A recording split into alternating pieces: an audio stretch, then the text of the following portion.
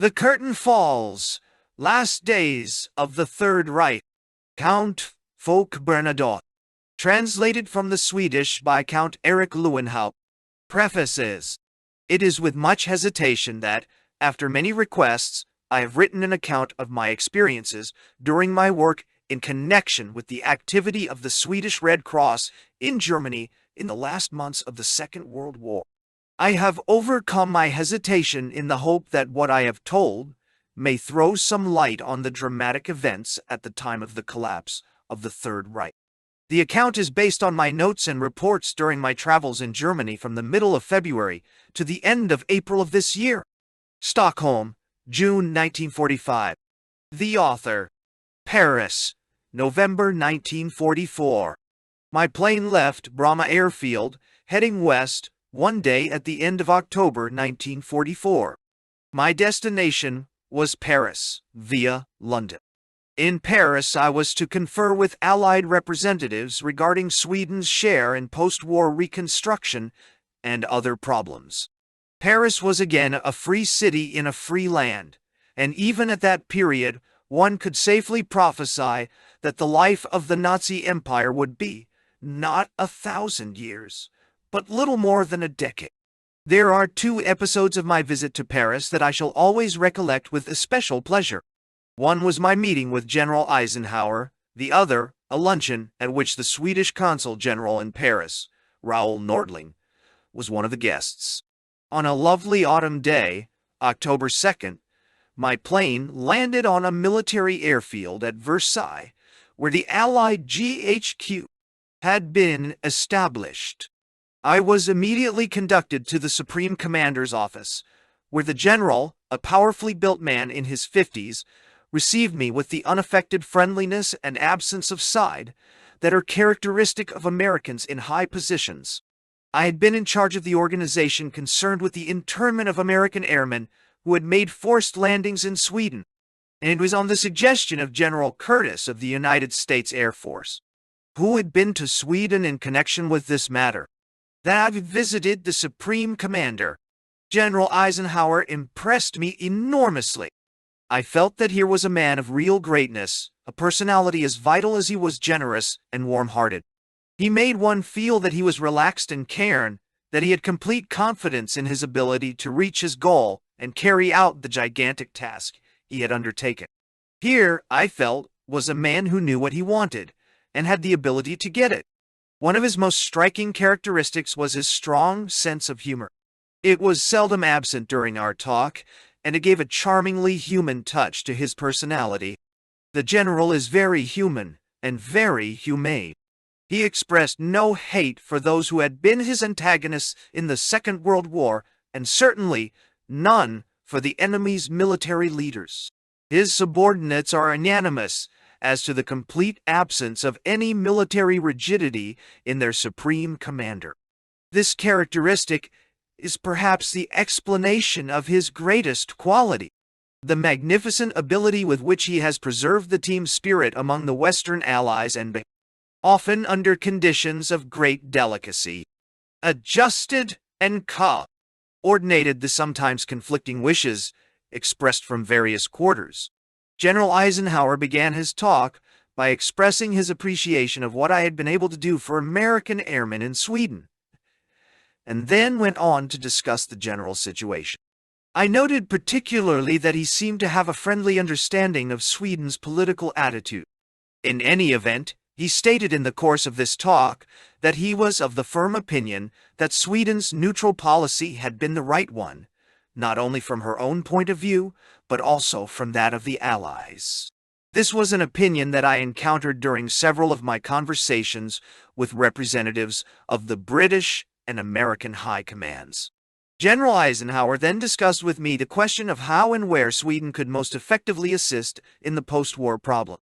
I informed him that I had had a preliminary discussion with representatives of UNRWA, and that the Swedish authorities and the Swedish Red Cross were anxious to hear the views of SHAPE. I mentioned that in certain quarters of UNRWA doubts had been expressed whether the offers of assistance by neutrals would be favorably received. Eisenhower strongly rejected this view, and declared that all the assistance offered would be needed. Personally, he said, he thought it very natural that neutral countries should wish to take part in the task of restoration. He wished the occupied countries to establish their own administrations as soon as they were liberated, after which they would be regarded and treated as sovereign states with which neutral organizations could deal direct and plan post-war action. Regarding Germany, General Eisenhower stated that the Allied Supreme Headquarters would collaborate only with a single organization, covering all the zones of occupation. When I asked him for his opinion concerning Poland in this connection, he expressed the opinion that it would be only right if, for example, the Swedish Red Cross approached the Polish authorities to ascertain their wishes, but that the Russian authorities would probably expect to be consulted. He emphasized, however, that he was not in possession of detailed information regarding plans in Eastern Europe. I was greatly struck by the atmosphere at Eisenhower's headquarters. It was gay and friendly, and there were many signs of the never-failing American sense of humor. When I was shown around, I saw in a niche a bust of Goering that the Germans had forgotten in their precipitate flight. There it stood, but the face was turned towards the wall. "He's a bad boy," said my guide, laughing. "He must stand in the corner until he says he is ashamed of himself." Among those with whom I had lengthy talks was General Spaatz, Chief of the Allied Strategic Air Forces. One of his remarks impressed itself on me. "Sometimes when I lie awake at night and think about the appalling destruction my forces cause in Germany and among the civilian population, I have to force myself to dwell on the suffering the French people have undergone at the hands of the Germans. Only that thought makes it a little less painful to deal such blows at innocent people in Germany." General Spaatz said that he had never observed any hatred for the enemy in either the American or the British forces. In one of the rooms at Supreme Headquarters, I noticed a map on which were indicated the various zones of occupation in Germany as planned at that period of the war. There were 3 main zones. One line, following the course of the Elbe from Lübeck to the east, showed the western boundary of the planned Russian zone. Northwestern Germany was to be under British occupation and the southwest under the Americans. I felt, however, that here was no concern of mine, and I refrained from asking any questions. I had come to Paris to discuss derails connected with Sweden's humanitarian mission, and for no political purpose. The following day, November 3rd, I attended a luncheon given at the Hotel Bristol by the Swedish Chargé d'Affaires, K.F. A. Belfrage. Among those present were my 2 traveling companions, Dr. Ulf Nordwall, medical advisor on post-war problems to the Swedish Red Cross, and Baron Erik Lejon Hufvud, secretary to the Swedish Government Committee for International Relief. In addition, there was our Consul General Raoul Nordling. I must admit that this man fascinated me. His enthusiasm was as irresistible as it was inspiring. I had, of course, read in the papers about Nordling's magnificent contribution to the liberation of Paris. I knew that he had played a highly important part as negotiator between the Allied forces and the French underground movement on the one hand, and the German occupational authorities on the other. Nordling is an old Parisian Swede filled with a deep love of France and the French, and a passionate desire to be of help to the vast number who so heroically carried on the struggle for their country's freedom. His activities were sometimes misunderstood. It was necessary to maintain contact with the enemy, as well as with the underground movement, and this necessity gave rise to suspicions that have since shown themselves to be entirely without foundation. As we sat over our luncheon, he told us in a frank and vivacious way of his many adventures and experiences during the days preceding the liberation of Paris. What especially interested and thrilled me was his account of how he had been able to prevent large numbers of women and men from being deported to Germany, and how he had succeeded in persuading the Germans to release a number of Frenchmen who had been imprisoned in France at the time of the capitulation of Paris. Nordling is not a civil servant who fears responsibility and takes cover under regulations and instructions. Rather, he acts fearlessly on his own responsibility. Without this trait, he could never have succeeded in his self-imposed mission. As I listened to him, I became infected by his enthusiasm. I asked myself if I couldn't do something similar for those who were languishing in German concentration camps. Thus was sown in me a seed that was to develop into the Swedish Red Cross expedition to Germany in the spring of 1945. Stockholm, New Year, 1944-5. In the plane that was carrying me home, my mind was occupied with the project to which Raoul Nordling's talk had given rise. Would it be possible for Sweden to do something to lessen the suffering caused by the German system of concentration camps, to save at least some of the unfortunates otherwise doomed to die in horrible conditions? I felt little optimism, for I was well aware that the German authorities had firmly rejected all suggestions, whether they came from the international or national Red Cross organizations, neutrals included, that Red Cross activity be extended to the concentration camps. The Germans absolutely declined to allow any foreigner a glimpse into these hells, as we feared them to be. Nor could we refer to any international agreement, for when the Geneva Convention was drawn up in 1929, nobody had as yet thought of incarcerating civilian political prisoners in concentration camps. It was reserved for Nazi Germany to conceive and apply this diabolical device. The concentration camps were well guarded. No one forced behind those grim walls could escape, and no independent observer could enter, lest the dark secrets of the grim system be publicly disclosed.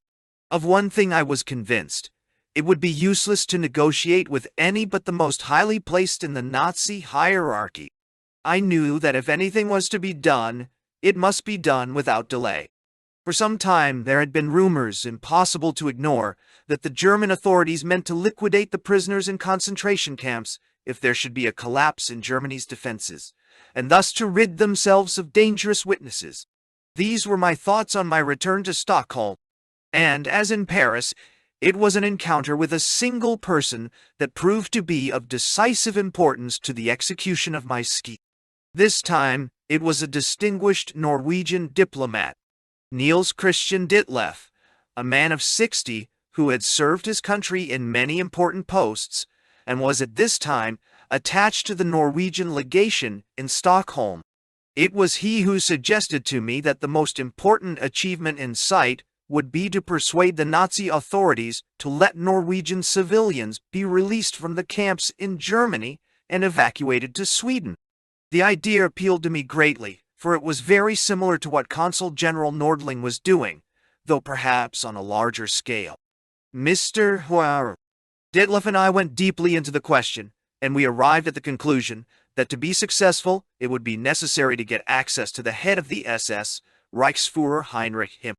In such matters, final decision rested with him. A somewhat encouraging factor was that he was known to have expressed a liking for the Scandinavian countries and their peoples. There was perhaps a faint hope that he might give his approval. The next move was to confer with the Swedish Red Cross and with the Swedish government. I knew that the latter had long been trying to do something for the Scandinavians imprisoned in Germany. Many requests for the liberation of individual prisoners had been made through our legation in Berlin. The Swedish minister, Arvid Richard, had been untiring in his efforts, which had been by no means fruitless. He had, for instance, succeeded in obtaining the release of a number of Norwegian students who had been returned to Norway.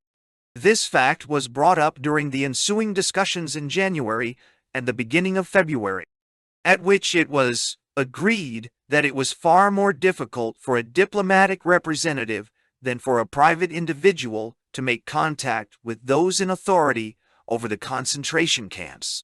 As a diplomat, he could attempt such approach only through the channels of the Ministry of Foreign Affairs, and there was always the risk that it would get stuck there and never reach Himmler, who had the final decision in matters affecting the concentration camps. When the Swedish Foreign Office instructed me to make an attempt to obtain the release of Norwegian civilians, a plan was agreed on. At the request of the Swedish minister, Richard, The Red Cross had sent an expedition to Berlin at the beginning of February, that is, while my discussions were taking place. The object of the expedition was to collect and send home the numerous Swedish-born women who had married Germans and now found themselves homeless and with no near relation. This gave me an excellent pretext for a visit to Berlin. On my departure by plane on February 16th, it was officially announced that I was going to inspect the Red Cross expedition to ascertain if it required reinforcing in order to carry out its task. The real object of my visit was, of course, to try to meet Himmler and get his consent to the internment in Sweden, not only of the Norwegian, but also of the Danish prisoners in Germany. Before my departure, I submitted my plans not only to the Swedish government, but also to the president of the Swedish Red Cross, Prince Karl. He had expressed the opinion that the scheme must embrace Danes as well as Norwegians. The field of operations had thus been considerably widened. Berlin, February 1945. I had no illusions as to the difficulties of my task, and little hope of obtaining more than a partial success. Though well aware of the many obstacles in my path, I nevertheless persuaded myself that if I could only meet Himmler, I could not fail to obtain some concession. The difficulty was just how to reach this man, at that time, believed to be the most powerful personage in Germany.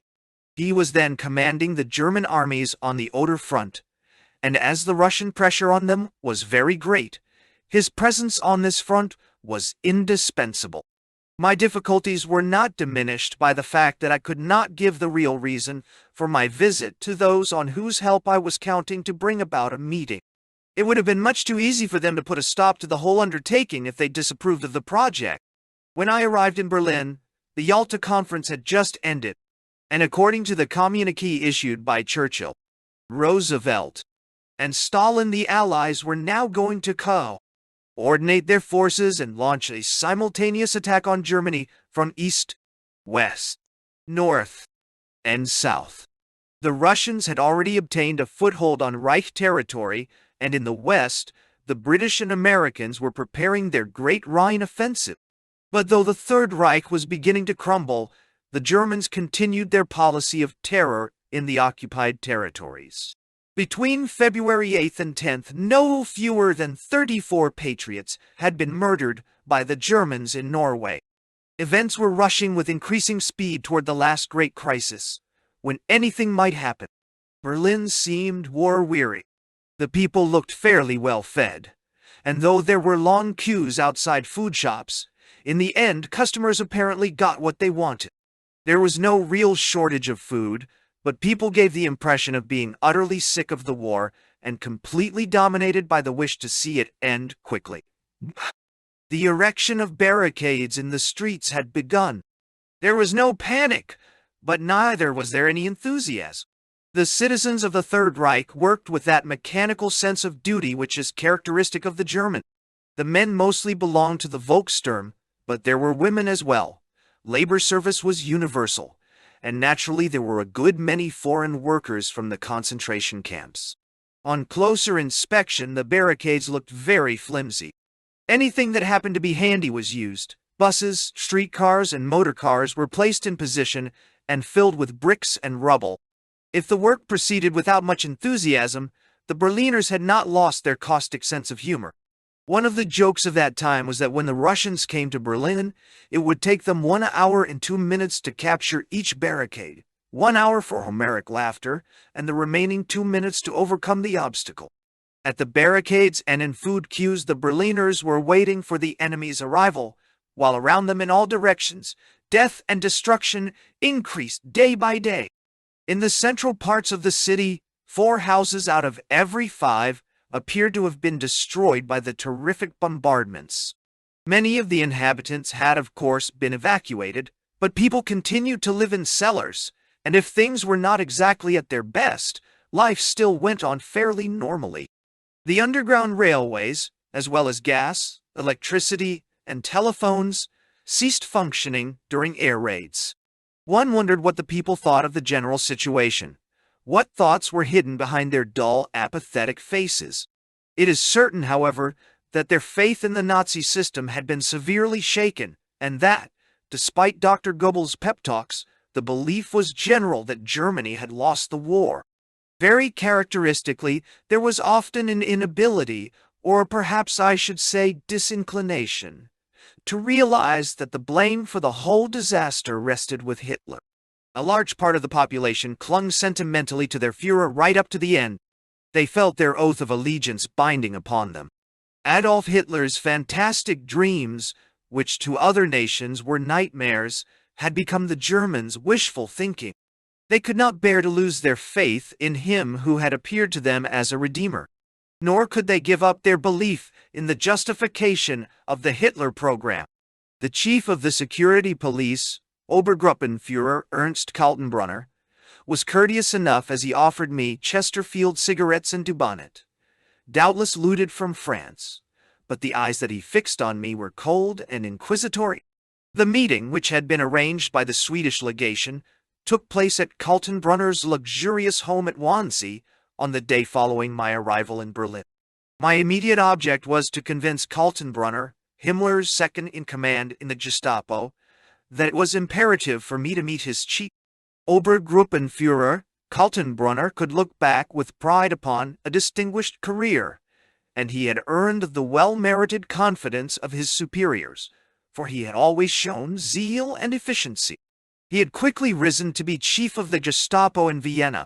When the notorious Heydrich, the appointed Reich protector of Bohemia and Moravia, was murdered after having himself murdered an unknown number of Czech patriots, Kaltenbrunner was his obvious successor as chief of the Gestapo. Not only had nature provided him with the necessary abilities, but in appearance he was all that one would expect a Gestapo chief to be.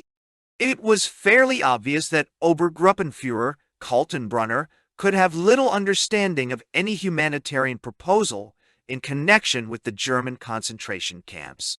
At our meeting he was polite, cool, and inquisitive. He was anxious to know why I wished to see Himmler. As he sipped his Dubonnet, he pointed out how extremely difficult it was to arrange a meeting. He suggested that instead I should explain my purposes to him, whereupon he would transmit them to his chief. This alternative was, of course, quite unacceptable to me. It was therefore necessary to get him sufficiently interested in arranging a meeting with Himmler, and to do it without giving away the real object of my visit. According to my notes, our conversation proceeded roughly as follows. Bernadotte, as you are doubtless aware, relations between Sweden and Germany are extremely bad. Swedish public opinion is intensely anti-German. This is principally because of German cruelty in Norway and Denmark, the scorched earth policy in North Norway, and above all the taking of hostages. German methods in these countries are often in flagrant violation of international conventions.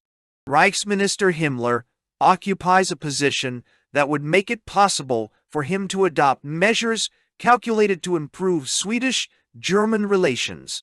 As I understand the situation, this would be principally in Germany's interest.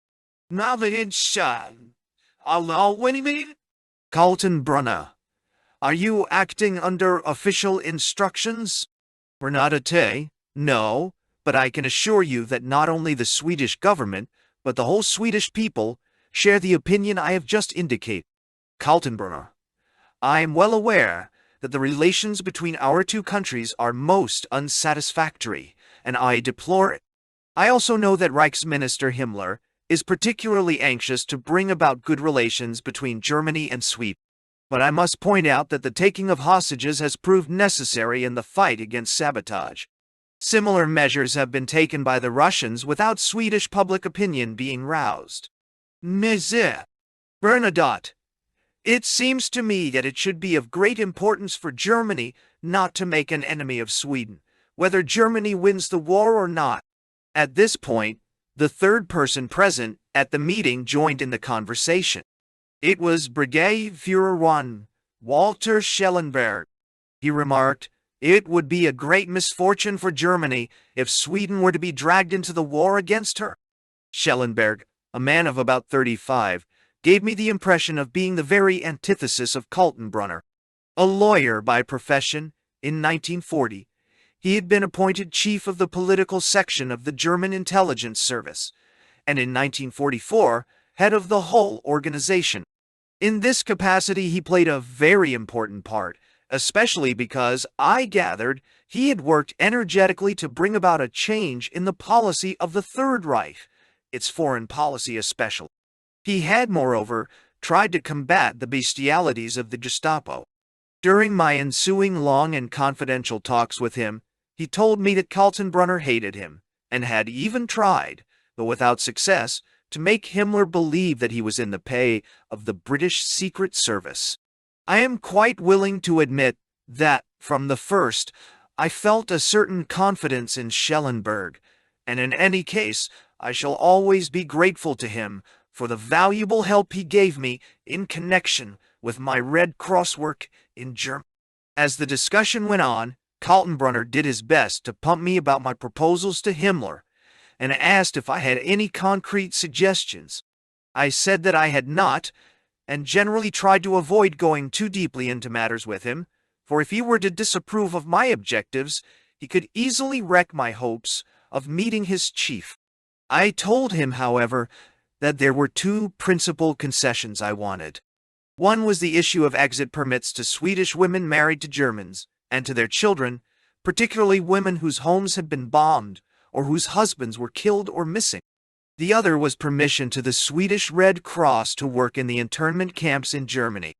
Oddly enough, Kaltenbrunner showed himself reasonable and understanding on these points and I asked him if he now saw how important it was that I should see Himmler personally, even though a favorable reply to these requests would not be enough to bring about a change in Swedish public opinion. Kaltenbrunner assured me emphatically that he quite agreed. When I left him, I felt that I had made good progress, and had reason to be hopeful about my chances of a talk with Himmler. The Reichsminister for Foreign Affairs, Joachim von Ribbentrop, received me at the Foreign Office. This building had been bombed, though the rooms in which I was received appeared undamaged. Ribbentrop seemed to be in excellent form, and filled with the consciousness of his own importance and dignity. He invited me to be seated by the fire and immediately plunged into a speech. I surreptitiously set my stopwatch. I should mention here, 1, 2, that only a few hours after my arrival in Berlin, and was reported to me that the German Foreign Office was displaying the greatest interest in my visit, and was particularly anxious to know the reasons for my wishing to meet Himmler. It was no secret that the relations between Herr von Ribbentrop and the head of the Gestapo were decidedly cool. While I was dining in the temporary quarters of the Swedish legation in the Rauchstrasse, very near the old legation, which had been completely destroyed in a recent air raid, a message from Ribbentrop reached me, expressing the wish to see me at the Foreign Office the following day. In consequence, I drove straight there from Obergruppenführer Kaltenbrunner's residence. I stopped my stopwatch. It indicated that the Minister for Foreign Affairs had talked for 1 hour and 7 minutes without my being given an opportunity to get in a word. Again, using my notes, I reproduce fairly exactly the tenor of his talk. After having expressed, in the warmest and most flattering terms, his great appreciation of my contribution to the exchange of prisoners of war and to the work of the Swedish Red Cross in Holland and elsewhere, He threw himself into what I can only describe as an oration. It was delivered in a voice that at times trembled with emotion, at others resembled a roar, suitable only to the tribune of a packed Kroll opera house. In between these extremes, he commented on his own personal achievements with simulated humility.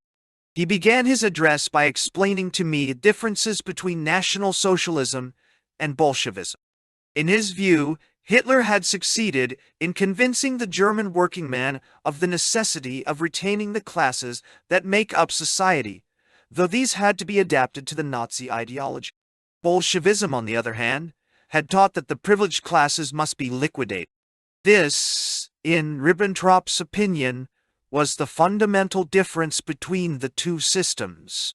He thereupon proceeded to explain why it had been an absolute necessity for Germany to conclude a pact with the Soviet Union in 1939, and described certain conversations he had had with Stalin and Molotov.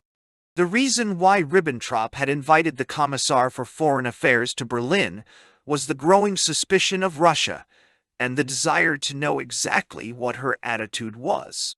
One of the reasons for this suspicion was the fact that, on the occasion of certain trade negotiations, the Soviet had sent no fewer than 960 delegates. It was clear that the Russians had come for the purpose of spying out the land. Everything showed that war between Germany and Russia was inevitable. In fact, it was known that Russia had intended to attack Germany in August 1941. But what had made any further hesitation impossible was a conversation that Ribbentrop had had with Molotov during an air raid following a state banquet in honor of the Russian Commissar for Foreign Affairs. On this occasion, they had been obliged to spend several hours in a shelter, and Molotov had made use of the occasion to insist on Germany's guaranteeing Russia certain bases on the Skagerrak and the Kattegat, a demand that Ribbentrop refused with equal firmness, primarily because he had no wish to see the Scandinavian countries exposed to the danger of Bolshevization. Should the German Eastern Front collapse, the whole of Europe was in grave danger of becoming Bolshevized, Ribbentrop went on. He asserted that he knew all the details of Stalin's plans for Europe, which aimed at nothing less than the creation of a number of Soviet republics on the continent. He went so far as to tell me the names of the individuals Stalin had chosen to be the leaders of these satellites of the Soviet Union. However, he diplomatically left out his own country and Scandinavia.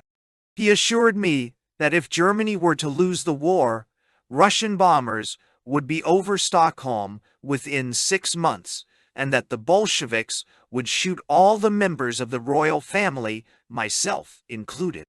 From talks he had had with Stalin, he was also convinced that it was Russia's intention to subjugate not only the whole of Europe, but also India and China, and that therefore every bomb Churchill and Roosevelt dropped on Germany was another nail in the coffins of the British Empire and the USA.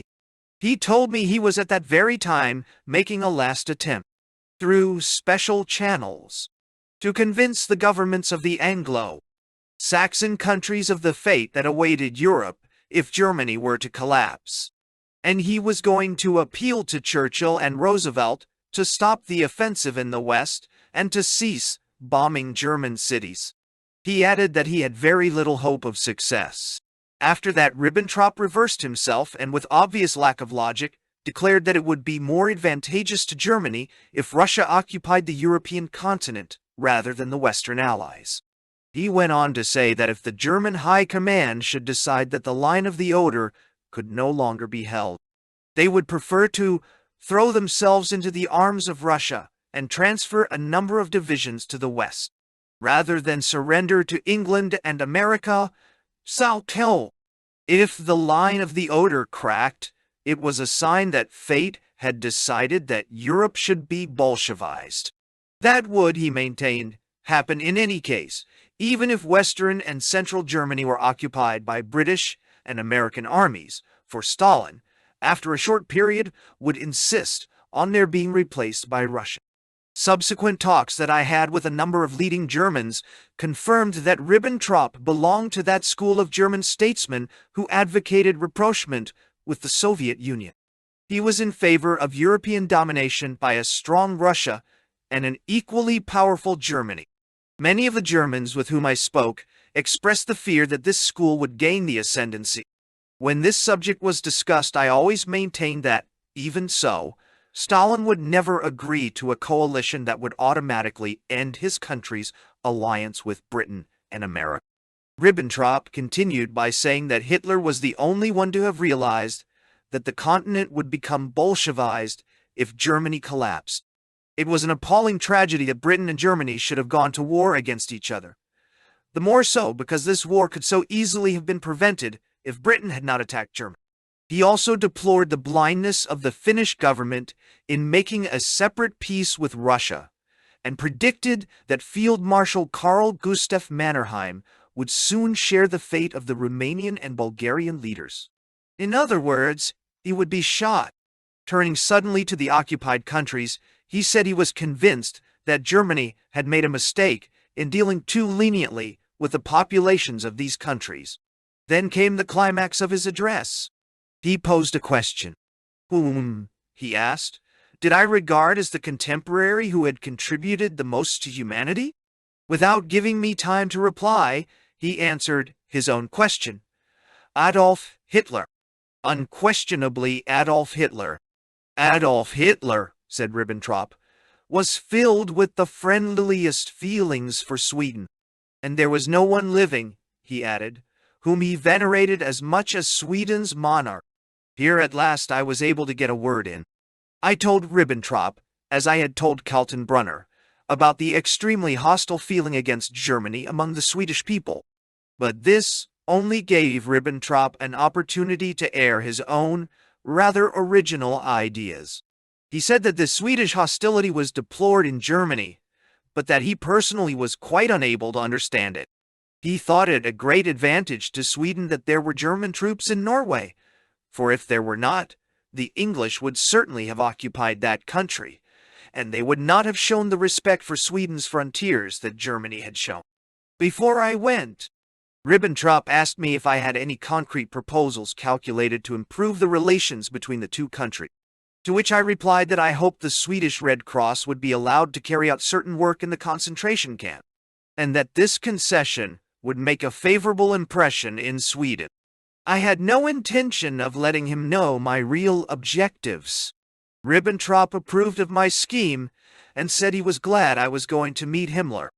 I suggested that we should have another talk after that meeting, and this was agreed upon. Someone once, not very recently, called Herr von Ribbentrop the Bismarck of the 20th century. It is unquestionably a fact that, in his way, he has continued the work of the Iron Chancellor. But it is equally true that in the end he contributed enormously to rendering it void. Nor can it be denied that he stamped the foreign policy of the Third Reich with his own personality from that day in 1938, when he was installed in the Wilhelmstrasse. He triumphed in Munich in 1938 and the following year in Prague. But his greatest triumph was in Moscow in 1939, when he put his signature on the German-Russian Pact. And now, in the spring of 1945, as I talked with him and a number of other Nazi bigwigs, I had the impression that he still had Hitler's ear and enjoyed his support. Ribbentrop was the man who had shown the world what Germany was able to do in the field of foreign policy. It was evident that in Hitler's eyes, Ribbentrop was a man who had earned the gratitude of his country. Sitting with him in his room in the Auswärtiges Amt and listening to his long-winded speech, which reminded me of a somewhat worn phonograph record, I reflected that here was a man of very small mental stature, and moreover rather ridiculous. It was an astonishing thought that this man had all these years been Minister for Foreign Affairs of the German Reich. But obviously he now realized that the game was lost, though he occasionally assured one of the very opposite. He believed that he had the solution to the problems that were piling up higher and higher in the path of Germany and in his own path. He would repeat the famous coup of 1939, when he made the pact with Russia. He would find a new road to Moscow. It was plain to me that this was in his mind when I left him that February night to go to my car which was waiting for me in the Wilhelmstrasse. Hohenlohen, February 1945. My hopes were not to be disappointed. My request for a meeting with Himmler had been granted, and at 5 o'clock on the afternoon of February 12th, I was fetched by Schellenberg and driven with him to Hohenlohen, a large hospital 75 miles from Berlin in a northerly direction. The head physician, Professor Gebhardt, himself down with pneumonia, received me in his sick room and gave me some data about his establishment. It was filled to the last bed, he said. Among the German refugees in it were numerous children, about 80 of whom had had to have amputations because of frostbite and bullet wounds. It was a grim picture the professor presented to me, and it was against this background that I was to meet Heinrich Himmler, supreme head of the SS West, the Gestapo, the whole German police system, Minister of the Interior, and Commander-in-Chief Chief of the Home Army, the man whose system of terrorization had stained politics with crime in a manner hitherto unknown, and who, by means of this very system, had up to this moment held the tottering Third Reich upright. William Shirer, in his Berlin diary, describes Himmler as a quiet little man who looks like a harmless country schoolmaster, an excellent superficial description of the Gestapo chief. When I suddenly saw him before me in the green Waffenschutzstaffel uniform, without any decorations and wearing horn-rimmed spectacles, he looked a typical, unimportant official, and one would certainly have passed him in the street without noticing him. He had small, well-shaped and delicate hands, and they were carefully manicured, although this was forbidden in the SSS. He was, to my great surprise, extremely affable. He gave evidence of a sense of humor, tending rather to the macabre. Frequently he introduced a joke when conversation was threatening to become awkward or heavy. Certainly there was nothing diabolical in his appearance, nor did I observe any sign of that icy hardness in his expression of which I had heard so much. Himmler in his talks with me seemed a very vivacious personality, inclined to sentimentality where his relations with the Führer were concerned, and with a great capacity for enthusiasm. It was a most extraordinary experience to hear this man, who had sent millions of human beings to their death by the most monstrous methods, speak with enthusiasm of the chivalrous manner in which the English and the Germans had waged war in France in the summer of 1944, on occasion interrupting actions in order that each might gather up their wounded. A Norwegian who had worked among Norwegian prisoners of war in Germany had told me that Himmler took a deep interest in Scandinavian runic inscriptions, and at the end of our talk I presented him with a Swedish 17th century work on this subject. Himmler seemed noticeably affected. He told me that he was deeply touched and grateful that I should have thought of giving him this pleasure as conditions stood. He had at one time used his influence on behalf of Professor Didrik Seip, rector of the University of Oslo, and one of the most heroic figures among the Norwegian patriots. Was this intervention due to concern about the fate he knew awaited him? Was it sentimentality, or did it mean admiration for a man who dared speak his mind fearlessly? Whatever the explanation may be, Himmler was certainly one of the most contradictory characters I have ever encountered. The experiences of Professor Seip and of Bishop Eyvind Berggrav, the two great Norwegian patriots, which they related to me, parallel my own observations and impressions. Himmler ordered Professor Seip to be released from the concentration camp where he had been held and, apologizing for the brutal manner in which he had been treated, offered him every facility for continuing his scientific studies in Germany, with the same remuneration he had received as rector of the University of Oslo.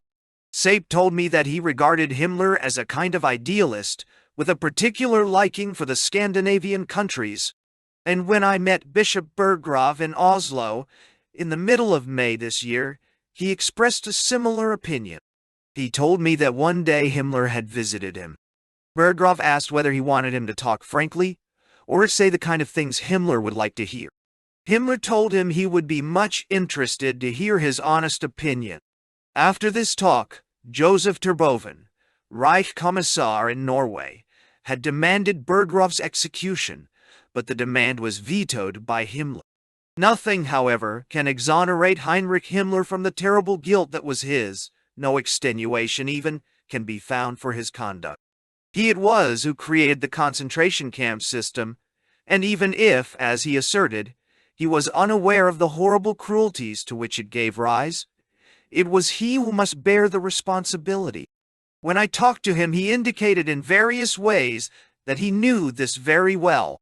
He also showed that he was fully conscious of the immense difficulties of the situation in which he found himself, difficulties inherent partly in the military situation and partly in his relations with his Führer. Every German would fight like a lion before he gave up hope, Himmler declared. When I asked him if he didn't think it meaningless to go on with the war, since Germany could not possibly be victorious. Certainly the military situation was grave, very grave, but not hopeless. When he had taken over the command of the Oder front, there was a breach of 350 kilometers in the line which invited a penetration by the Russians. He had had orders to close this breach, and he had succeeded in calling up fresh levies and even in bringing up troops from less exposed fronts. There was no immediate risk of a Russian breakthrough on the Oder front, Himmler declared. It was probably the inner front that was Himmler's greatest headache. Obviously, he was still in close contact with Hitler. In fact, he made that plain himself, emphasizing his unswerving devotion to the Führer. You may think it sentimental, even absurd, but I have sworn loyalty to Adolf Hitler, and as a soldier and as a German I cannot go back on my oath. For that reason I cannot do anything in opposition to the Führer's plans and wishes. So, it is almost certain that Hitler was in full control at that time. To some extent the actual leadership may have passed out of his hands, but it was easy to see that many of those nearest him continued to have great respect for him and did not dare oppose him. His influence was still enormous, although it was gradually becoming more and more negative. That is, he no longer initiated new measures, but merely vetoed those of his collaborators. Shortly before my arrival in Germany, the former president of the Swiss National Confederation, Jean-Marie Mouzy, had come to an agreement with Himmler whereby the Jews interned in the concentration camp at Theresienstadt should be transported to Switzerland en route to the United States. The foreign press got wind of it and published the facts. This was reported to Hitler by one of his press observers, and Himmler was summoned to appear before the Führer. Asked what concessions Germany had obtained in exchange, Himmler replied that Germany had obtained nothing at all, whereupon Hitler had one of his seizures of rage and forbade any further transportations of this kind. Himmler had to accept this decision. The transportations ceased, and when Mouzy returned to Berlin, he found it impossible to gain an interview with the Gestapo chief. It was against this background that I began my work in Germany. Hitler raging because of the concession made, and Himmler not being able, not daring, or not caring to oppose his master. Schellenberg told me that at this period a certain strain in the relations between the Führer and the head of the Gestapo was noticeable. Himmler declared his unswerving loyalty, but his freedom of action was restricted. Is it your intention that the Norwegians and Danes now in German concentration camps, whom you once sent to Sweden, shall be given police training there? Do you really consider a country neutral when it does such things? Himmler shot this at me sharply, and when I replied that I had nothing to do with these matters, he immediately went on, if I were to agree to your proposals, the Swedish papers would announce with big headlines that the war criminal Himmler, in terror of punishment for his crimes, is trying to buy his freedom. Nein, Björnsedal. We had now reached the crucial point in our talk, which lasted 2 hours and a half, and at which Schellenberg was present. As was my practice, I had begun by pointing out the hostile feeling toward Germany in Sweden, whereupon Himmler at once counterattacked and produced a number of arguments to illustrate the innocence and humaneness of Germany's policy. The bad feeling, he said, was entirely chargeable to agitation in the Swedish press. In particular, the Göteborgs Handelstidningen. It was the Allies who had begun the system of dropping saboteurs by parachute. It was since the Allied occupation, and not during the German occupation, that conditions had deteriorated so catastrophically in France, Holland, Italy, and Greece. It would have been easy enough for the Germans to have occupied the whole of France in 1941, but they had refrained from doing so.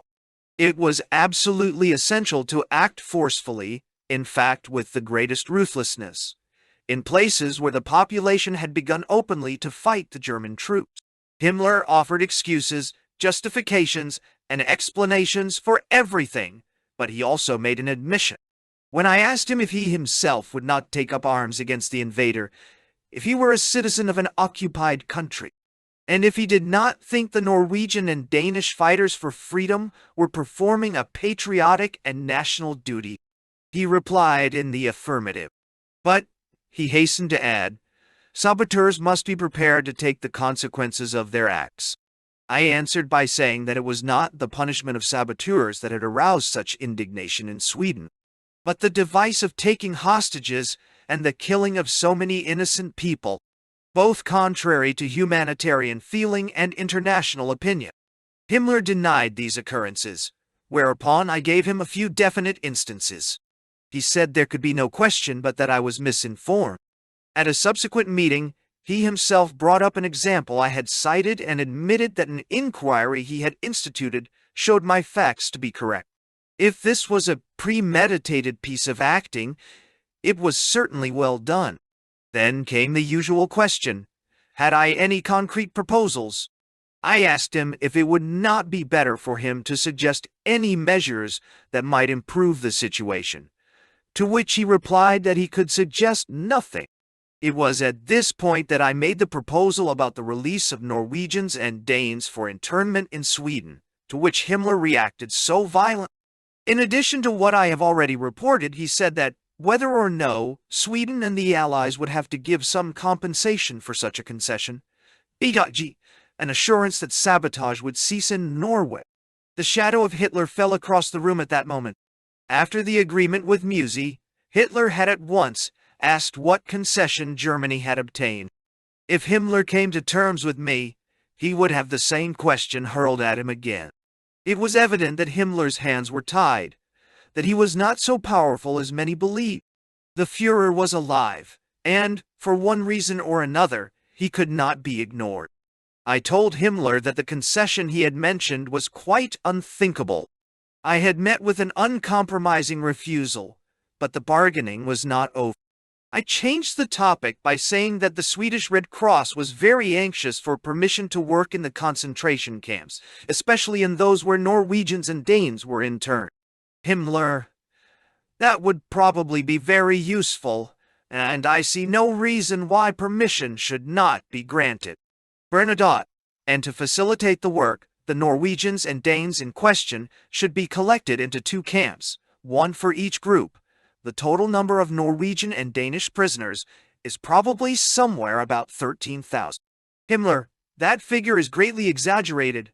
I don't know the exact number, but I should not think it can be more than 2,000 or 3,000. However, I shall look into the matter. Himmler had accepted my proposal. He also agreed that the aged, the sick and mothers should be allowed to return to Norway after having been assembled in the camps. He did not even raise any objection to the Swedish Red Cross staffs being admitted to the camps to assist in the collection of the prisoners. There remained one subject, a delicate as well as an important one. It concerned the Swedish women who had married Germans and were in consequence German citizens.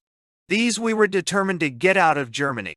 In raising the subject, I emphasized that I quite understood the German point of view, that it was the duty of all German citizens to take their share of the burden imposed by the existing situation. But I pointed out how desirable it was that these women who had lost their homes, or whose husbands and grown-up sons were either killed or missing, should be removed to Sweden. where they could be looked after by their relatives. The Swedish legation had prepared lists of these people, and I now handed Himmler several containing only the most distressing cases. His face clouded over when he discovered that the list included a number of children. "I don't feel inclined to send German children to Sweden," he said. "There, they will be brought up to hate their country, and they will be spat at by their playmates because their fathers were German." When I tried to calm him down by pointing out that it should be a comforting thought to German fathers to know that their children were in safety in Sweden, he retorted, "Their fathers would doubtless much rather see them grow up in a shack in Germany than have them given refuge in a castle in a country as hostile to Germany as Sweden is." Nevertheless, he gave the lists to Schellenberg, who later told me that I might look upon the matter as settled. He said he would himself see to it that there was no hitch. Our conversation now became more general, and the head of the Gestapo led it around to the Bolshevik menace. His argument followed much the same pattern as Ribbentrop's. He predicted the end of Europe if the German Eastern Front were to break down, for the Second World War was a war between Europeans and Asiatics. There would be no future for Europe if the Allies were victorious. In just the last weeks, more than 100,000 German women of ages from 16 to 80 had been violated by the Russian hordes. He simply could not understand Sweden's blindness in the face of the immense danger from the east. Bernadotte, but Germany was allied to Russia during part of this war. How does that fit in with what you have just said? Himmler, I thought you would say that. We made a mistake, but we soon realized that the Russian armed might was so great that it was only a question of time when it would be turned against us. In the course of this visit to Germany, I obtained fairly reliable evidence that Himmler had been opposed throughout the war to an attack on Sweden. His opponent in this had always been Ribbentrop, who had favored such a course. Even while we sat there talking about past events and conditions, the fighting front for which he was responsible, it was at no great distance from us, was beginning to crack. Just as Germany was beginning to crack, and everyone knew that the end was not far off, Himmler returned to the subject of Sweden, saying, "It is with the deepest gratitude and admiration that we Germans recall Sweden's humanitarian acts during the First World War. During this war we have not seen much evidence of that sort, but we nevertheless have a certain regard for Sweden. As an evidence of it, I can mention the fact that we did not bother to occupy you in 1941. It would have been a simple matter then." Well, Bernadotte, that may be true, but it would not be quite so simple now. Himmler, as a matter of fact, we never even thought of occupying either Sweden or Switzerland, in spite of what your press alleges. Speaking of your press, I can tell you I had decided that no Norwegian students were to be sent to Germany. But I learned of the menacing tone of the Swedish papers and their threats. I at once gave orders for the removal of the students to Germany. Now, Bernadotte, the Swedish press showed itself critical of the Allies too, for instance, after the Crimean Conference, and again when certain persons were placed on the black list. Himmler, I can't say I have noticed that. As for the blacklist, I suppose I hid it. I explained that the blacklist was not a roster of war criminals, but concerned commercial matters. Himmler laughed and said that in that case it did not concern him. At the beginning of this century, a boy was growing up in South Germany, whose name was to become known throughout the world. He came of a simple middle-class family, and his father had been tutor to one of the princes of the Bavarian royal house. During the Great War, the boy enlisted in the Bavarian Guards and attained the rank of sergeant major at the age of 16. When the war ended, he returned home and joined the Nazi movement at its very inception. "Those were glorious days," said Himmler. He had been talking of his own life. "We members of the movement were in constant danger of our lives, but we were not afraid. Adolf Hitler led us and held us together. They were the most wonderful years of my life.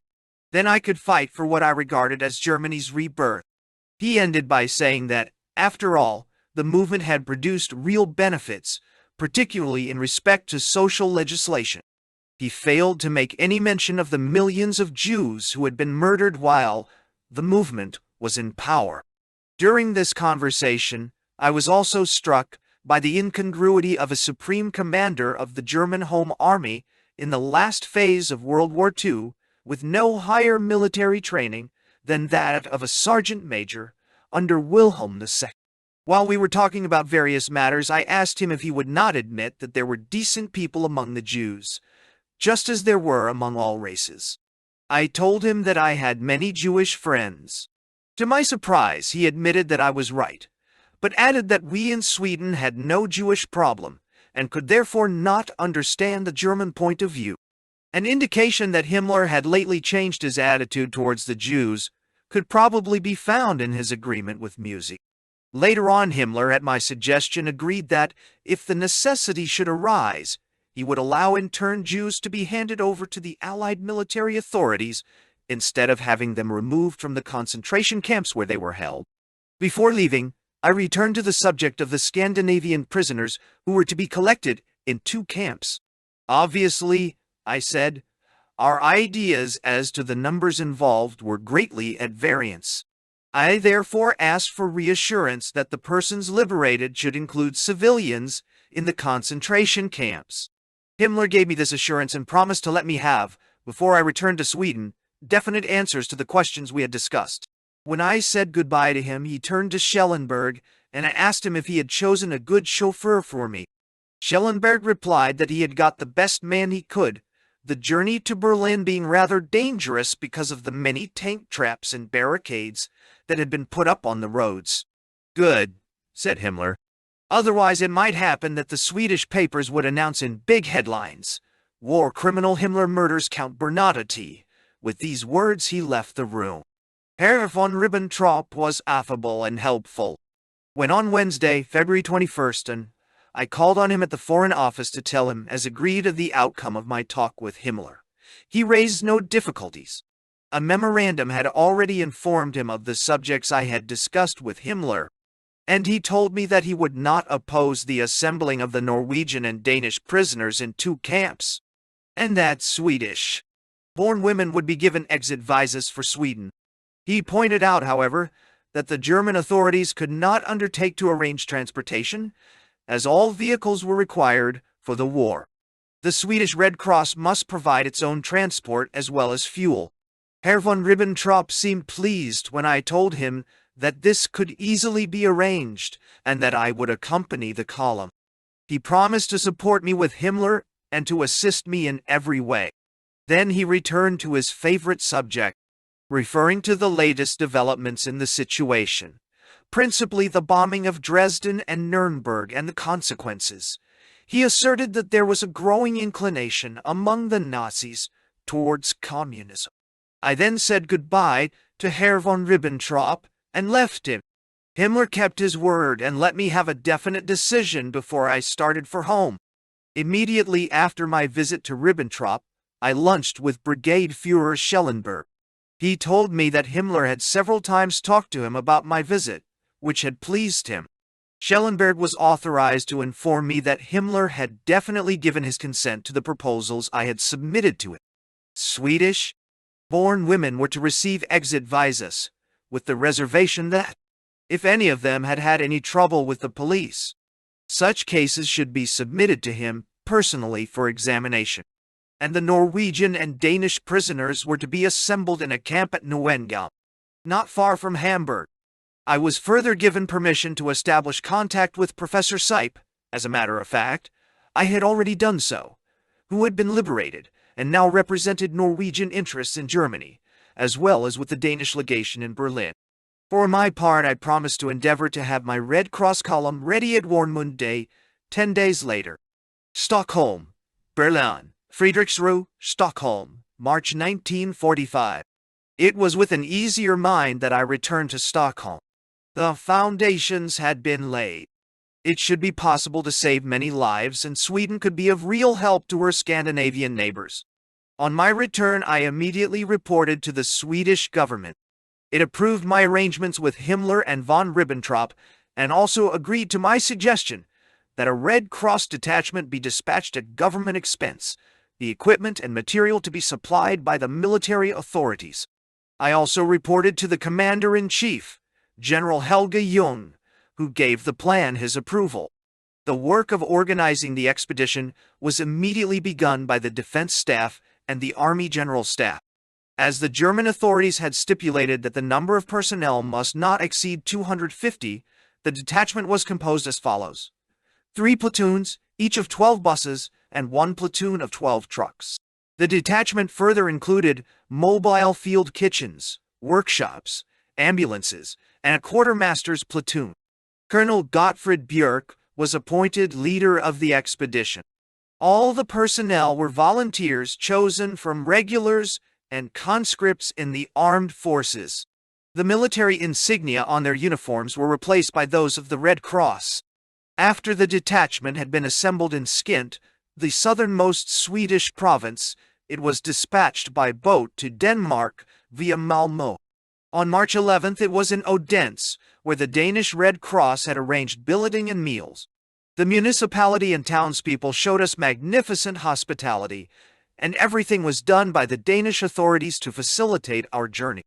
On March 12th we crossed the Danish-German frontier.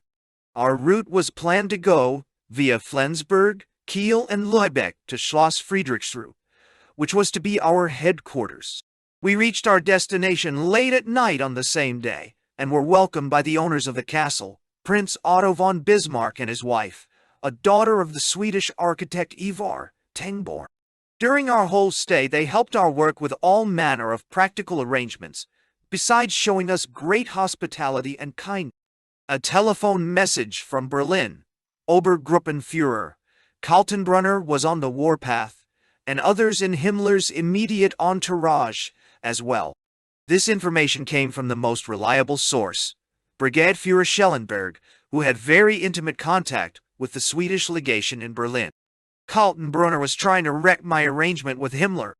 On several occasions he had said to the Danish representatives in Berlin that I must be very innocent if I imagined that Swedish Red Cross delegates would be permitted access to the German concentration camps, and that to allow Danish and Norwegian prisoners to be transported to Sweden was unthinkable.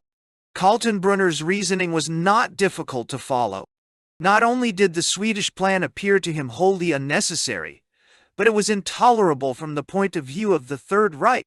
If the program were sanctioned, neutral representatives would obtain far too intimate a view of conditions in the various camps. The long and carefully preserved secret of their horrors would be revealed, and the last remnants of Nazi prestige would vanish. When this telephone message came from the Swedish legation, I replied emphatically that I would not permit my arrangements with Himmler to be interfered with by any subordinate, and that I declined to discuss these matters with anyone but Himmler personally. The decisions taken could only be revoked by a new agreement between Himmler and myself. I said this, not doubting that our telephone line was tapped and that the conversation would soon reach Kaltenbrunner's ears. This episode gives an interesting sidelight on the conditions prevailing during the last grim act of the Nazi drama. The agony of death had begun, dissolution had already set in, but intrigue and counter-intrigue among the hierarchy were as vindictive as ever. I know that Schellenberg played an active and useful part in these days, which were so critical for our mission. In fact, I do not believe that it would have been brought to a successful conclusion, but for his powerful support. He told me later that Himmler had said that the promise he had given me must not be broken. Himmler himself later gave me an account of what he had experienced during this interval. He had had to overcome very strong opposition to get the scheme carried through. He added, sadly, that the order and efficiency formerly displayed by his subordinates had gravely deteriorated as a result of Germany's precarious military situation. And meanwhile, the Allied fronts were getting closer and closer to Germany's heart. It became clear to me that I must return to Berlin. On March 5th, I flew to Berlin, where I at once began negotiations with Schellenberg, as well as with his antagonist Kaltenbrunner. The latter now came into the open as my opponent. Kaltenbrunner, I do not intend to assist you in this matter you have brought up, Bernadotte, and I am not going to stand one of Himmler's subordinates trying to sabotage an arrangement agreed upon between him and myself.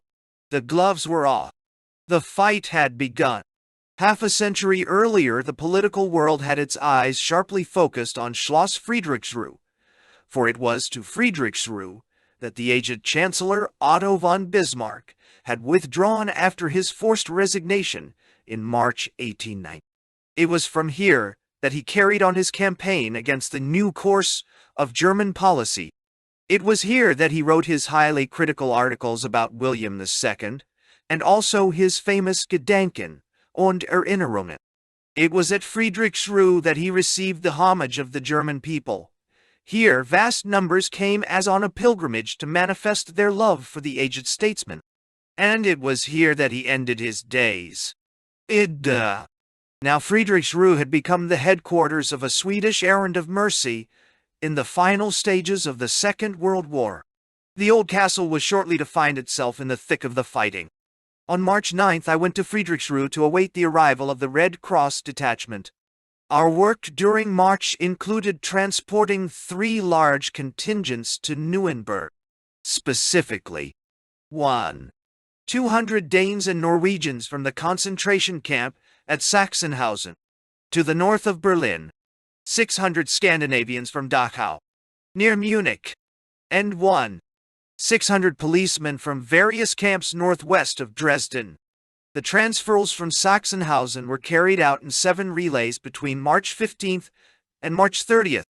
As soon as we had made sure of a supply of gasoline, a column of 35 vehicles was formed for the run to Dachau, a round-trip distance of 1,100 miles.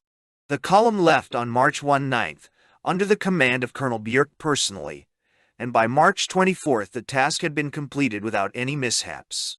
Finally, at the end of March, the Danish policemen had been collected from the various camps.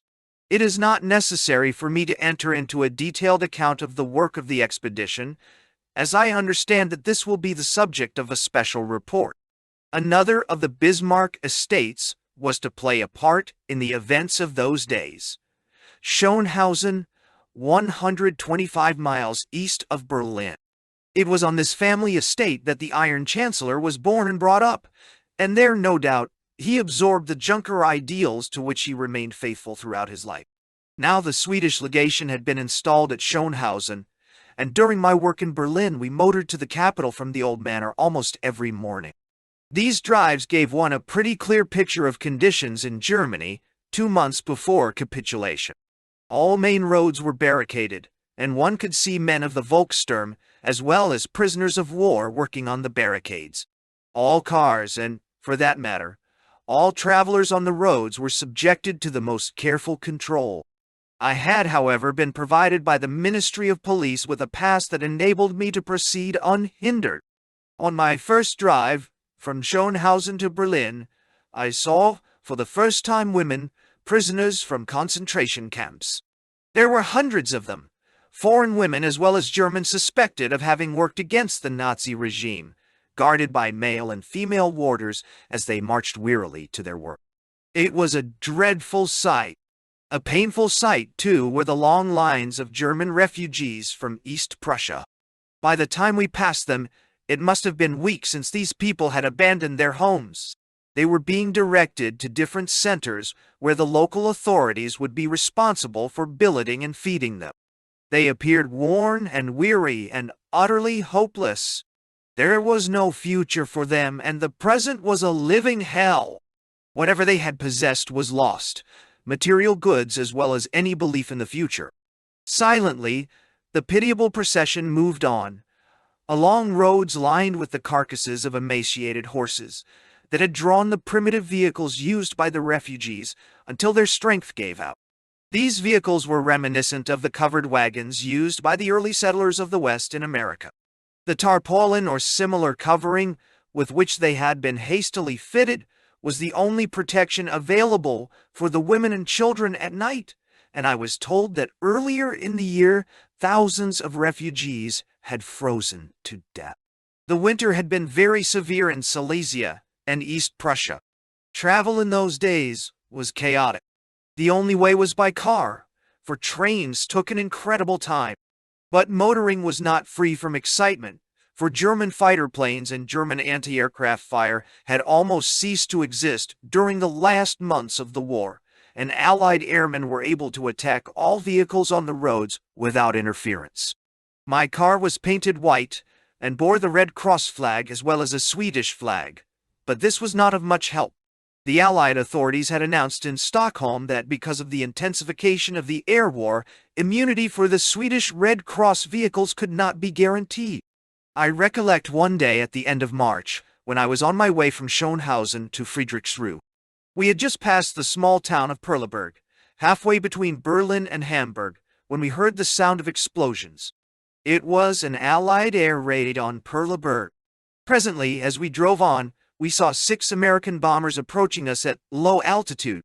My chauffeur and I jumped out of the car and took cover behind some trees. A moment later, the bombers swept over us at a height of only about 30 feet.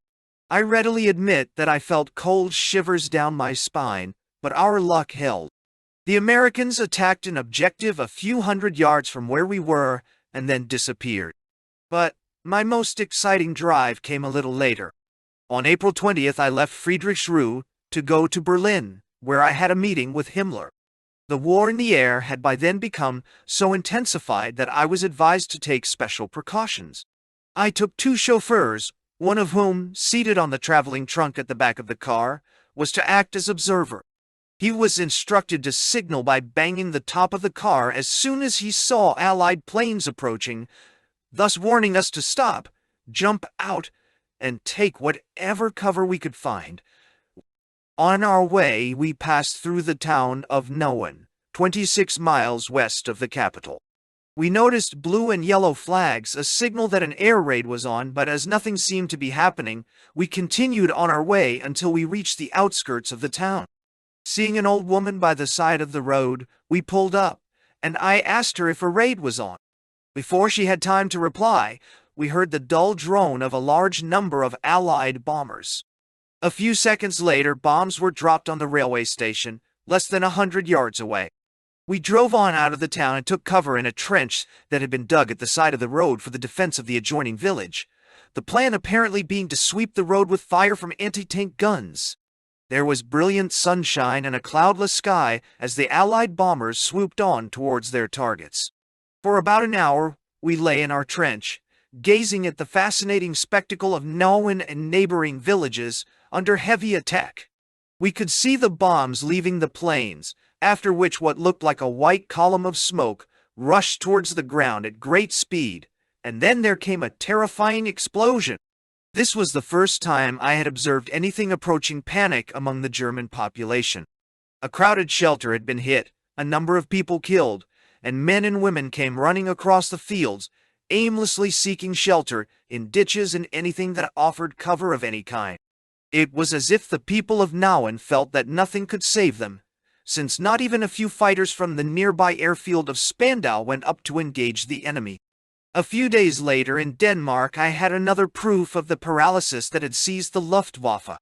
A Danish ambulance plane had been put at my disposal, and we were just about to take off from a German airfield at Skustrup, in southern Jutland, when the air raid warning was sounded and we saw American fighters attacking some military installations nearby. As we got hastily out of our plane, the American fighters were coming towards us at great speed. We threw ourselves into a trench, and almost at the same instant, 9 fighters roared over our heads, machine guns going full blast. The attack lasted for several hours. When it was over, I sought out the German commandant and asked him why he had not ordered some of his own machines to go up, for I'd seen them, well camouflaged, on the outlying parts of the airfield.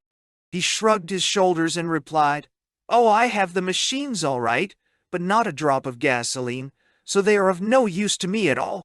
German troops were retreating over the roads near Hamburg, at New Brandenburg, and near other towns. Small disorganized groups, almost without arms, almost as hopeless as the refugees from the east. Soldiers who realized that the war was lost, that this was the end. I noticed groups of almost platoon strength, unarmed but for a couple of rifles. When I remarked on this to German officers, they replied resignedly that such was unfortunately the fact. Supply of arms had ceased. The few weapons that remained had to be husbanded. When men were relieved, they had to pass their weapons along to those who took over. And this was the army that a few years before, in 1941, so nearly conquered all Europe. As soon as I had seen the work of the Swedish Red Cross detachment well underway, I set out for Denmark to report to the Danish authorities on our negotiations and the work that we had set in motion. Just before my arrival in Copenhagen, the Shell building had been bombed. It was the headquarters of the Gestapo in Denmark, and since they naturally expected an attack sooner or later, they resorted to a typical measure to prevent its being carried out. They placed a number of Danish fighters for freedom in cells on the top floor. The Allies had decided, however, that the building must nevertheless be bombed. When I arrived, there was great excitement and jubilation over the highly successful bombing raid. The majority of the imprisoned fighters for freedom had miraculously escaped death, while the voluminous archives of the Gestapo had been destroyed by fire. Unhappily, a number of children in a school near the Shell building had lost their lives. My audience with King Christian deeply affected me. I had learned enough to realize that he was as important today to the freedom movement as he had ever been. To the Danish people, he was the focal point of their resistance, the supreme head of the freedom movement. Now, sitting in his invalid chair, he had not yet recovered from injuries resulting from a fall from his horse some years before. He was moved to tears as he listened to my account. He expressed his great joy at the results we had so far achieved, and I assured him that we would not stop until we had reached the goal we had set ourselves. Till all Danes and Norwegians in the concentration camps had been brought over to Sweden.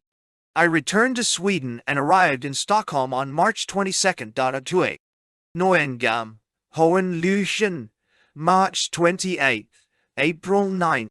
Nearing the German coast by air, we received a radio report that a heavy daylight attack on Berlin was in progress, and we were able to make out a number of planes in the distance. As it was impossible to distinguish if they were Allied or German, our pilot decided to make a landing at Stralsund. Just as we were circling over the airfield, another message reported all clear, and we resumed our flight and soon reached the German capital. It was a sea of flame. A pall of thick smoke covered all the surrounding country, and when Richard, our minister, met me at the Tempelhof airfield, he told me the all-clear had sounded only half an hour before. What had brought me back after only a few days' absence was my anxiety lest the activities of the Swedish Red Cross should suffer a setback. My own experience had told me how very unstable the situation was. Anything might happen, and if something did, I wanted at least to be on the spot. And something did. In Berlin, I was informed that our people had not yet been allowed to begin their work at Neuengam. The German authorities had raised difficulties, insisting that the camp must be put in order before we could do anything. According to the agreement, part of Neuengam was to be set aside for the Scandinavian prisoners, and there was evidently no desire to admit any foreigners until things had been tidied up.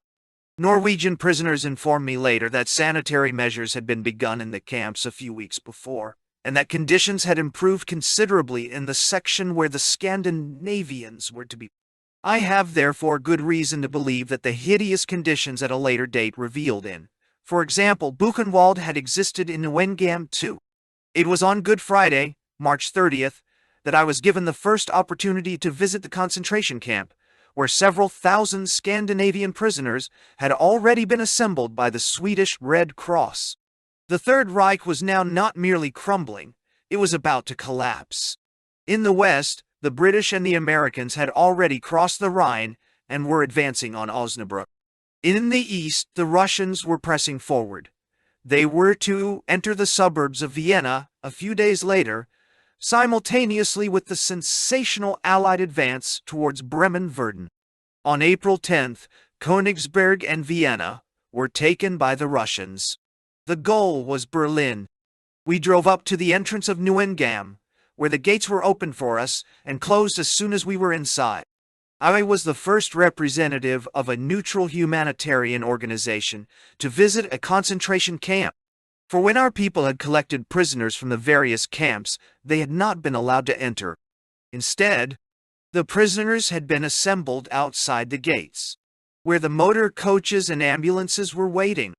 It was with feelings of great emotion that I prepared to see these, the most revolting creations of the Third Reich, which had aroused such feelings of horror and fear throughout the whole world.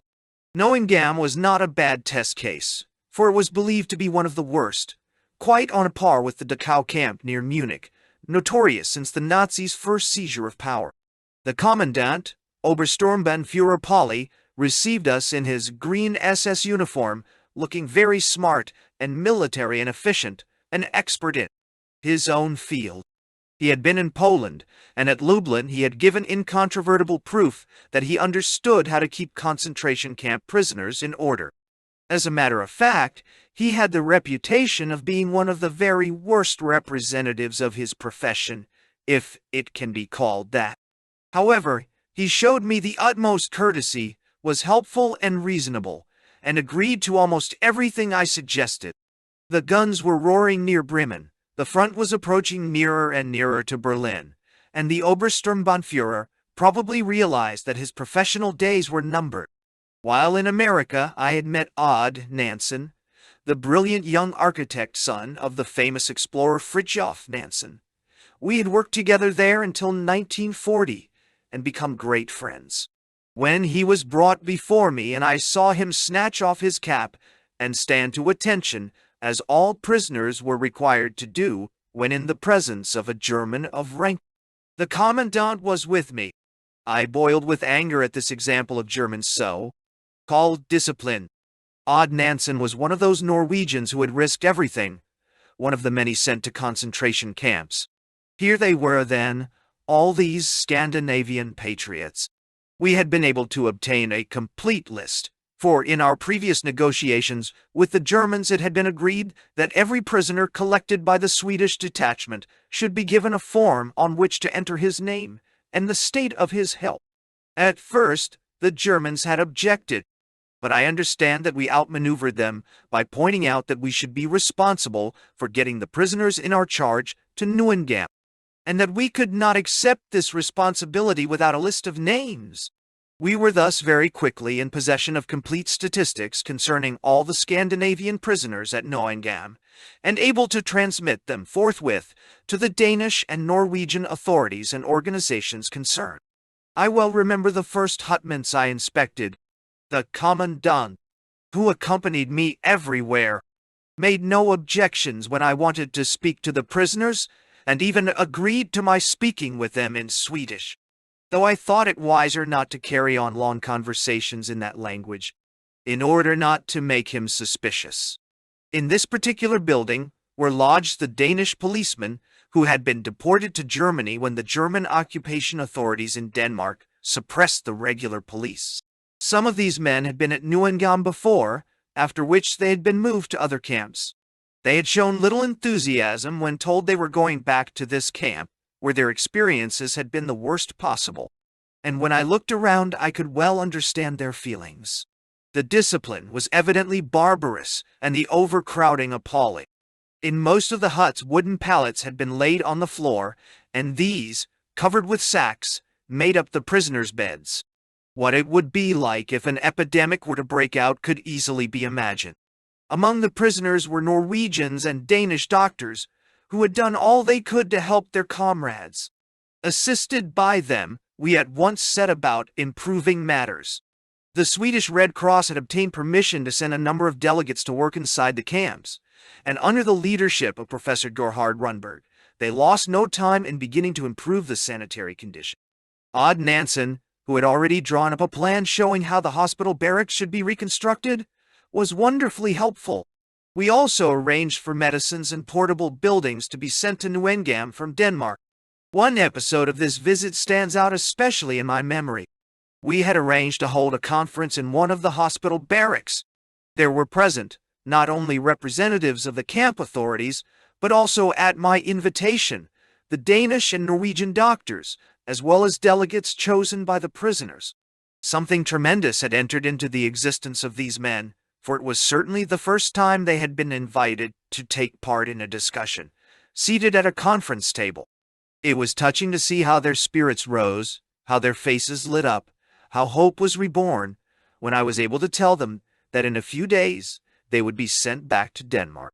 When I took my departure, the Danes and Norwegians gathered along the enclosure of electrified wire that surrounded the camp.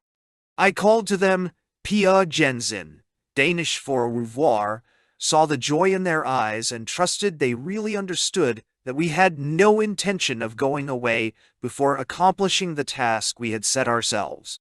But I thought, too, of the prisoners of whom I had caught a glimpse in a part of the camp where there were no Scandinavians, and where we had no power. There were thousands of unhappy human beings there, or rather human wrecks, wandering aimlessly about the camp, apathetic, vacant, incapable of ever returning to a normal existence. The military situation was now developing at such a pace that Noingam would inevitably soon be in the fighting zone, and I had a serious talk with the commandant about the state of affairs. I told him that if it became necessary to evacuate the camp, he must see that the Danes and Norwegians were sent north, either to northern Schleswig or to Denmark. The great advantage gained by having them all assembled in one camp near the Danish frontier must not be lost. Obersturmbannführer Pauli promised to see that my wish was carried out, whereupon I started for Berlin and my second meeting with Himmler. The meeting was on April 2nd. As before, I visited Himmler at the sanatorium of Hohenleuchten, administered by Professor Gebhardt, whose friendship with Himmler went back to their school days.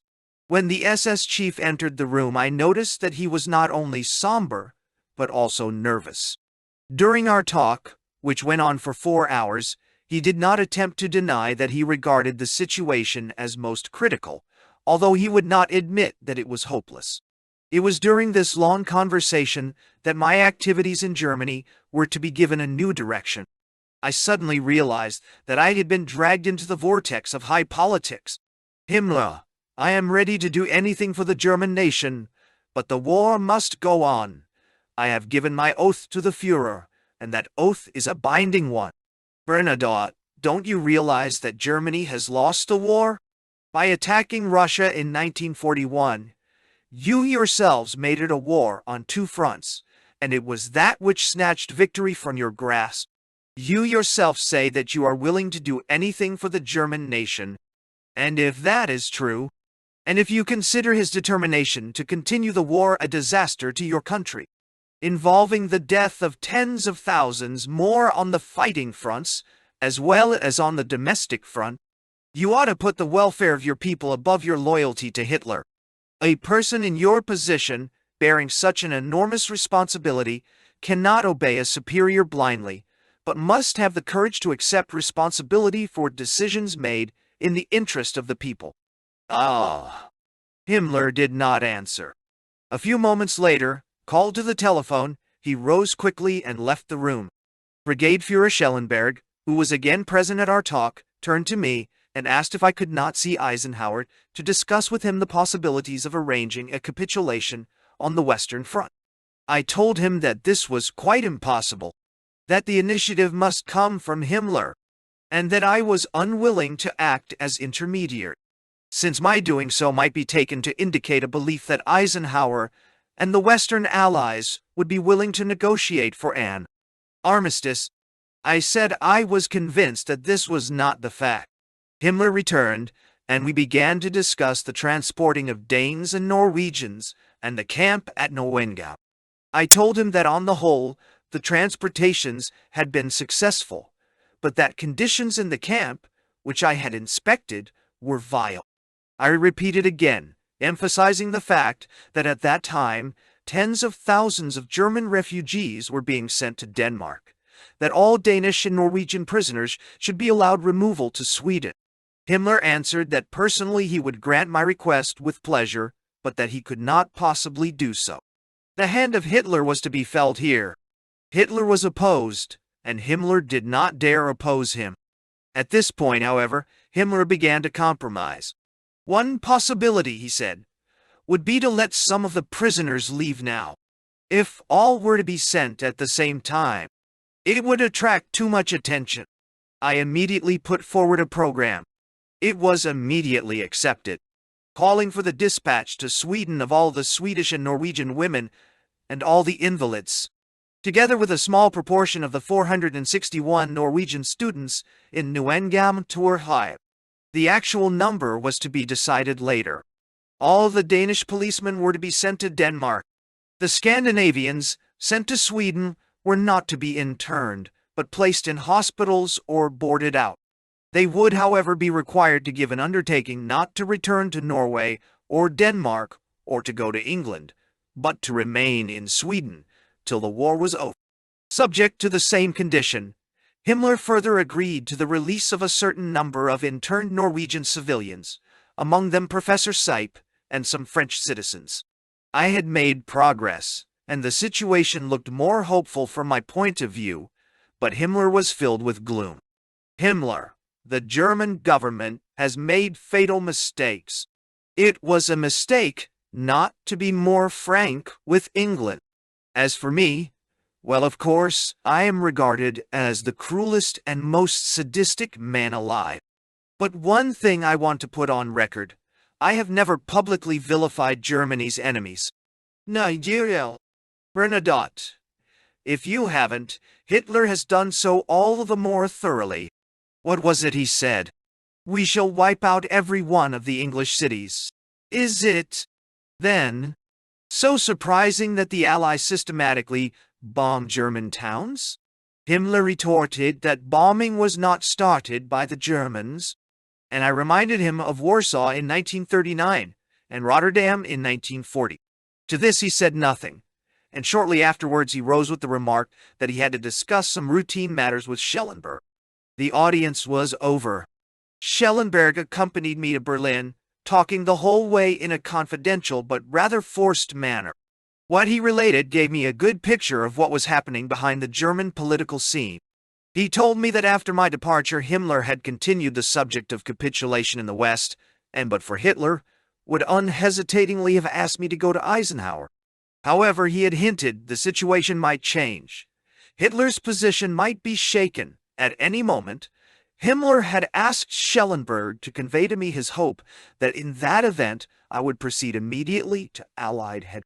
Continuing, Schellenberg said that Himmler was in a very difficult position, being torn between his desire to save Germany from utter chaos and his loyalty to the Führer. Finally, he uttered a warning. Obergruppenführer Kaltenbrunner, chief of the security police and possessor of great influence over Hitler, was furious at the concessions Himmler had granted me, and Kaltenbrunner was a very dangerous man. Himmler had therefore told Schellenberg to caution me against telephoning about the matters we had discussed, for Kaltenbrunner had given orders that all the telephone lines I might use should be discreetly tapped. During the following days, I had several more talks with Schellenberg, who had had further conferences with Himmler. He thought that the latter, together with other leading figures in the Nazi hierarchy, would soon decamp to the south of Germany. I advised Schellenberg in that event to remain in northern Germany and to obtain from Himmler broad discretionary powers, especially in connection with the Scandinavian prisoners of war, in order that if such a situation arose they might be removed to Sweden. He promised to do his best to make such arrangements. Then he informed me that Himmler had once more recurred to the question of my going to Eisenhower. At this point, I told Schellenberg in plain words what my attitude in the matter was, and that he must rid his mind of any illusions that the Allies would ever enter into negotiations with Himmler. Himmler could not conceivably head the government for more than a short period of transition, after which it would be taken over by the Allied occupation authorities. It was possible, however, I added, that in this way Himmler might prevent Germany being plunged into utter chaos. I then proceeded to specify my stipulations. I said that I was prepared to go to Eisenhower's headquarters on the following condition. 1. There must be an announcement by Himmler that Hitler, compelled by illness to give up his powers, had chosen him to be the leader of the German people. 2. Himmler must declare the National Socialist Party dissolved and remove all party officials. 3. Himmler must order the activity of the so-called werewolves to cease. 4. Before my departure, I must have confirmation from Friedrichsruhe that orders had been given for the dispatch to Sweden of all Danish and Norwegian prisoners. The acceptance and fulfillment of these conditions meant a revolution in Germany. They meant that Himmler would depose Hitler, dissolve the National Socialist Party, and put an end to the Third Reich. Personally, I never imagined Himmler would accept them, but Schellenberg did not hesitate.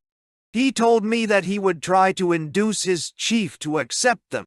Schellenberg also gave me on this occasion the information that Hitler had issued orders that the concentration camps at Buchenwald, Bergen, Belsen, and probably their Seenstadt as well should be evacuated, and the prisoners compelled to cover a distance of about 190 miles on foot. Schellenberg said that he had protested strongly against this order, and that after a stormy discussion, he had succeeded in inducing Hitler to countermand.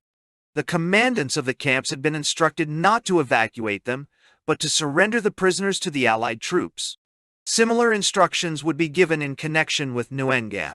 Corruption was rife in Germany. With a packet of cigarettes, half a liter of spirits, or a small quantity of coffee, one could do pretty much anything. I had good evidence of what could be done when I got out of my car at Tempelhof.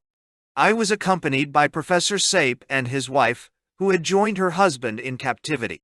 Himmler had given his consent to their leaving the country, but their papers had not come through in time, and the authorities had informed us that they might go regardless.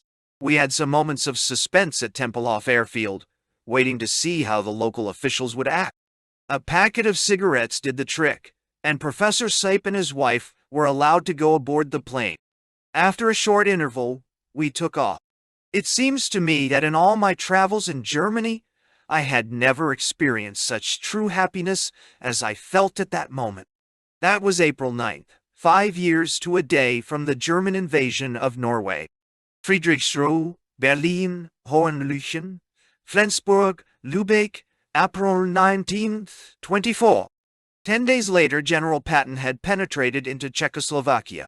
Northern Holland was liberated, resistance in Hamburg had been crushed, and the line defending Berlin was cracking under the Russian assault.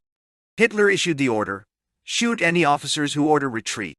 When I climbed into the night train from Stockholm to Malmö on April 18th, I knew that great events were imminent, but I had no idea how sensational they would be. On my arrival in Copenhagen on the morning of the 19th, I was flown to an airfield in South Jutland and was met by a delegate of the Swedish Red Cross at the Danish-German frontier. What he reported to me was very alarming. It appeared that a couple of days earlier the Danish consul general in Hamburg had been in contact with Reichsstatthalter Karl Kaufmann, with whom he had arranged for the Scandinavian prisoners assembled at Neuengamme to be sent to Denmark immediately. When the Nazi Party representative in Hamburg heard about this, he at once got in touch with Himmler, who evidently knew nothing about the arrangement. Himmler gave orders that no transportations of any kind should take place. He also stopped the transfer of 6 Scandinavians that had been going on for some time between Neuengamme and Sweden. The atmosphere at Friedrichsruhe was gloomy when I arrived there, and it did not cheer me up when the German liaison officer informed me that in his opinion, the chance of getting the transfers continued was very small. However, the same evening he looked me up after dinner and told me that the whole camp at Neuengamme was to be evacuated immediately and the prisoners transported to Denmark. I subsequently heard the explanation of this sudden change of plan from Himmler himself. The reason for the evacuation of the entire camp of Neuengamme was the publicity that the Allies had given to the conditions in the concentration camps at Buchenwald and Bergen-Belsen, though Himmler insisted that this publicity was a tissue of lies. I replied that in my opinion the persons who had reported these conditions were so trustworthy that one could not doubt the truth of their accounts. Himmler went completely off the deep end and gave me the following version of what had occurred. One of the Allies' tanks, it seems, for some reason burst into flames as it approached one of the camps, and the Allied officers, thinking this the result of firing by the German guards, opened fire on the camp, with the result that one of the buildings was set on fire. This, said Himmler, was the explanation of the many charred bodies found when the Allies entered the camp. It is outrageous, the head of the Gestapo added, that this camp, which in my opinion was in model shape, should have become the subject of these shameless accounts. Nothing has upset me so much as what the Allied press has published about this business. Nah. The next day we started removing all the Scandinavians from Neuengamme. The success with which this task was carried out was due not least to the extraordinary assistance we received from the Danish Jutland Corps, which, organized with the most commendable speed, arrived at Neuengamme only 12 hours late. The Scandinavians were saved, but what became of all the other prisoners, who numbered about 20,000? I don't know, and I was not present when the evacuation was carried out, but my Swedish comrades told me that it was hurried and brutal. The non-Scandinavians were pushed into freight trains whose destination no one knew. Questioned about it, the German commandant shrugged his shoulders. Keine Ahnung, I have no idea. The freight trains, like others of those ghostly trains that had so often steamed eastward in German-occupied countries in the years just past, disappeared in the distance with its human cargo and has not been heard of since. April 20th, Adolf Hitler's birthday, Dr. Goebbels announced, "Our Führer has not deserted us. That is our victory." 2 days later, the Russian troops began to penetrate into Berlin. It gave me a strange feeling to arrive in Berlin on this day, that in other years had been celebrated with such enthusiasm by the Führer's faithful, devoted, idolatrous people. Now Berlin had become a silent city. The barricades were completed, and people wandered about waiting for what was going to happen. An air raid warning compelled me to spend several hours in the shelter of the Swedish legation, after which I immediately sought out Brigade Führer Schellenberg. He informed me that Himmler was not to be found in Berlin. I pointed out that it was imperative for me to return to Friedrichsruhe the following morning, and asked him to do his utmost to arrange a meeting for some time during the night of April 20th, 21st. A few hours passed. Then came a message from Schellenberg asking me to proceed to Hohenluchen Sanatorium, where I would be able to see Himmler in the course of the night. When I left Berlin in the afternoon, I could hear the thunder of the Russian guns. The roads were crowded with troops and refugees, and progress was not easy. However, we got to our destination by 9 o'clock the same evening, and I was informed by Professor Gebhardt that he had not yet heard from Himmler. There was nothing to do but to wait. We dined, and I was shown over the hospital. It was filled with wounded soldiers from the Eastern Front. I was even invited to be present when some of them were operated on. At 12:30 there was a telephone message that Himmler would arrive at Hohenluchen for breakfast at 6 in the morning. The head of the Gestapo was a very spent and weary man when he entered the breakfast room at the appointed hour. Perhaps he felt he owed me some explanation, for he told me that he had slept hardly a wink for several nights. He gave the impression of being unable to remain long in one spot, and of darting from place to place by way of outlet for his anxiety and restlessness. The breakfast was both ample and excellent, and Himmler ate with a good appetite. Occasionally he tapped his front teeth with his fingernails, according to Schellenberg, a sure sign that he was in a state of nerves. This time our talk was entirely about humanitarian measures. I again put forward the request that the Scandinavian prisoners, who at the time were being transported to Denmark, should be allowed to continue the journey to Sweden. But Himmler once more refused. Schellenberg subsequently told me that Hitler had again forbidden any concession on this point. Himmler, however, assented to some of my other requests. He agreed that, if Denmark should become a battleground, the Scandinavian prisoners of war were to be transported to Sweden under the auspices of the Swedish Red Cross. He also showed genuine interest in my proposal that the Swedish Red Cross be allowed to remove all French women interned at the Ravensbrück concentration camp. He said that he not only assented to this, but that he also wished us to remove the women of all nationalities, as the camp in question was shortly to be evacuated. I promised him that I would immediately give our detachment orders to this effect. The military situation is grave, very grave, Himmler remarked, but he showed no inclination to continue the subject. I departed for Friedrichsruhe immediately after breakfast. After a short visit to our headquarters, where I made arrangements for the removal of the women interned at Ravensbrück, I started for Denmark, to be precise, for the small town of Padborg, just north of the Danish-German frontier. There I had the opportunity of inspecting the excellent arrangements made by the Danish Red Cross and the Danish authorities for the reception and quartering of prisoners before they were removed to other places in Denmark. Here, too, I saw for the first time the well-known Froslev camp situated near Padborg. Because of the transportations from Germany that we had carried out during the past few days, the camp was very crowded, but spirits were high among the Danish and Norwegian prisoners. It is true that they were still being guarded by the Gestapo, that they were still under German orders, but the mere fact of having left Germany behind them made their hearts lighter. And certainly the Danish food was very different from what they had been given in Germany. Du gamla, du fria. There they stood, these men and women who had risked their lives for their country, softly humming the Swedish national anthem or whistling it under their breath. It was when I stepped out onto the steps of the hospital hut that I came upon this scene, perhaps the most moving of all. It was a salute that went straight to my heart. These people were still captives, but they felt freedom within reach.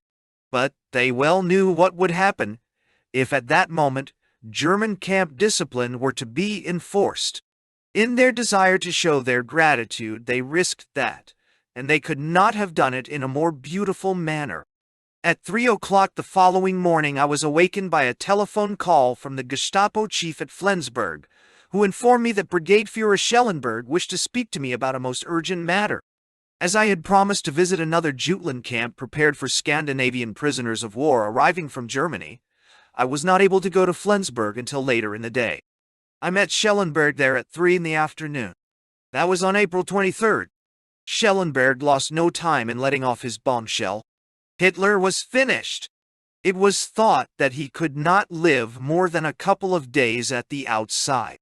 That same day, Dr. Goebbels had announced that the Führer had arrived in Berlin, where he would personally lead the defense. Schellenberg continued his report of the situation. Schellenberg: Himmler has decided to bring about a meeting with General Eisenhower to inform him that he is willing to give orders to the German forces in the West to capitulate. Would you be prepared to take this message to General Eisenhower? Bernadotte: It would be better if Himmler's wishes were transmitted to the Swedish government, who could then, if they were willing, transmit them to the representatives of the Western power. But in no circumstances will I forward such a communique to the Swedish Minister for Foreign Affairs, Mr. Günther, unless Himmler promises that the German forces in Norway and Denmark shall capitulate too. In any case, it is most doubtful if the Western Allies will agree to capitulation on the Western Front alone. But even if they should agree to it, there is no necessity for a personal meeting between Himmler and Eisenhower. Himmler need only give the order to the German Supreme Commander to lay down arms. And, as I have pointed out before, there is no question of Himmler's playing any part in the Germany of the future. At most, the Allies might want to use his services to carry out the surrender. No. Schellenberg declared that he quite understood my points of view and would endeavor to make them clear to Himmler before the latter and I met again. We got through to Himmler on the telephone, and it was arranged that we should meet in Lübeck that night, the night of April 23rd-24th. I shall not easily forget that night, with its uncanny feeling of disaster. Himmler arrived at the local branch of the Swedish legation about half an hour before midnight. Immediately afterward, the sirens began, and I asked Himmler if he wished to go down into the shelter. I could not promise, I added, that we should be left undisturbed, for naturally one could not prevent other occupants of the building or passers-by from taking cover. He hesitated a moment, then decided to go down. A small group of Swedes and Germans had already collected in the shelter, and Himmler talked to the Germans, evidently trying to find out what the popular feeling was. Obviously, he was not recognized. During the hour that we spent in the shelter, I looked curiously at him from time to time. He struck me as being utterly exhausted and at a nervous extremity. He looked as if he were mustering all his willpower to preserve outward calm.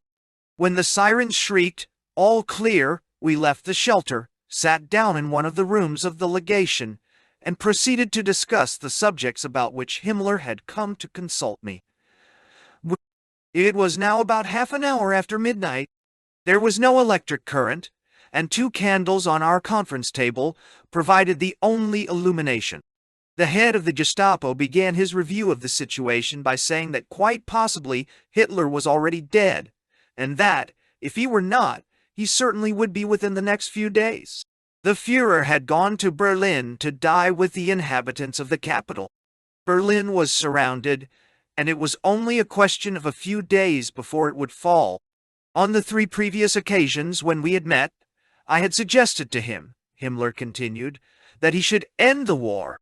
He said he had recognized that I was right, that the situation was hopeless, that the war must end and Germany admit herself defeated, but he had not been able to break his oath to the Führer.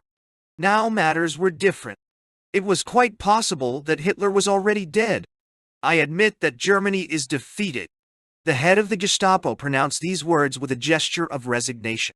What was going to happen? Himmler, pursuing this line of thought, broached a subject of decisive importance to Europe, in fact, to the future of the whole world. In his own manner, he touched on the importance of creating a Hitler legend, something that might very soon be launched, and that would play the same part after the fall of the Third Reich that the stab in the back played after the Peace of Versailles. Everything would depend, Himmler said, on how the Allies treated Germany. If the Allied nations meant to crush the German people, then Hitler would come to be regarded as the greatest of their heroes. It would be said that not only had Adolf Hitler been able to solve their internal problems, he had also raised them out of the state of degradation in which they had found themselves after the Peace of Versailles, in order finally to die the death of a hero at the head of his people, on the barricades of Berlin. If I may be permitted to digress for a moment, I must say here that everything I have experienced and learned has firmly convinced me that the myth of Hitler's death while fighting on the barricades of his capital must be destroyed once for all, and as soon as possible. Adolf Hitler in the spring of 1945 was a mentally and physically sick man. A heroic act was the last thing of which he was capable. His decision to stay in Berlin was almost certainly due to his knowledge that, whatever happened, his days were numbered. For the German people especially, it is of peculiar importance that this fact be made quite clear. There is nothing heroic in the manner of Adolf Hitler's death. The accounts of his last heroic fight are a pure myth. He died as a hunted man and as a cowardly man, as cowardly as all his henchmen showed themselves to be in the days of the breakup. The deadliest of all possibilities is that the German people will feel itself impelled to erect Adolf Hitler into a demigod on a pedestal. The conference went on. Himmler, in the situation that has now arisen, I consider my hands free. In order to save as great a part of Germany as possible from a Russian invasion, I am willing to capitulate on the Western Front in order to enable the Western Allies to advance rapidly towards the East. But I am not prepared to capitulate on the Eastern Front. I have always been, and I shall always remain, a sworn enemy of Bolshevism. In the beginning of the World War, I fought tooth and nail against the Russo-German Pact. Are you willing to forward a communiqué on these lines to the Swedish Minister for Foreign Affairs, so that he can inform the Western powers of my proposal? No, and you, I know. Bernadotte. It is in my opinion quite impossible to carry out a surrender on the Western Front, and to continue fighting on the Eastern Front. It can be looked upon as quite certain that England and America will not make any separate settlements with Germany. No. Himmler, I am well aware how extremely difficult this is, but all the same, I want to make the attempt to save millions of Germans from a Russian occupation. Bernadotte, I am not willing to forward your communique to the Swedish Minister for Foreign Affairs unless you promise that Denmark and Norway shall be included in the surrender. Himmler replied without hesitation that he agreed to this, that he had no objections to American, British, or Swedish occupation of Denmark and Norway, and that when that occurred the German troops would lay down their arms. He made only one reservation: neither Denmark nor Norway should be occupied by Russian troops. I asked Himmler what he proposed to do if he received a negative reply to his offer. He replied, "In that event I shall take over the command on the Eastern Front and be killed in battle." As is known, he did not carry out his intention. After pointing out again that I was extremely doubtful of the Western powers' acceptance of his proposal, I asked him to write a short letter to the Swedish Minister for Foreign Affairs, Günther, which I would hand to him as tangible evidence that Himmler really desired to make the necessary contact through me. Himmler immediately did as requested. He also declared that, if a meeting could be arranged between himself and Eisenhower, he was willing to make roughly the following declaration: I recognize that German arms have suffered defeat at the hands of the Western powers. I am prepared to surrender unconditionally on the Western Front, and also to discuss the technical ways and means of arranging capitulation of the German armed forces in Denmark and Norway. This day was, Himmler declared, the bitterest of his life. It was agreed that I should return to Sweden as quickly as possible, and through Schellenberg let Himmler know the result of his move. Before going, I touched on two further questions. I told him that the executions in Denmark must cease. He must himself realize that they could only add fuel to the already burning hatred that the Danes felt towards Germany and the Germans. And I referred once more to the question of freeing King Leopold of Belgium. In both instances, Himmler promised to grant my wish. We departed from the legation. It was about 3:30 in the morning. Himmler insisted on driving the car himself, for he was now returning to the Eastern Front.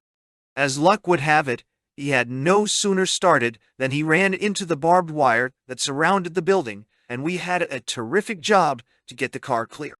Our Secretary of Legation, Torsten Brandl, and our attaché, Count Axel Leuwenhaupt, who witnessed our departure, agreed with me that there was something symbolical about the manner of Himmler's exit.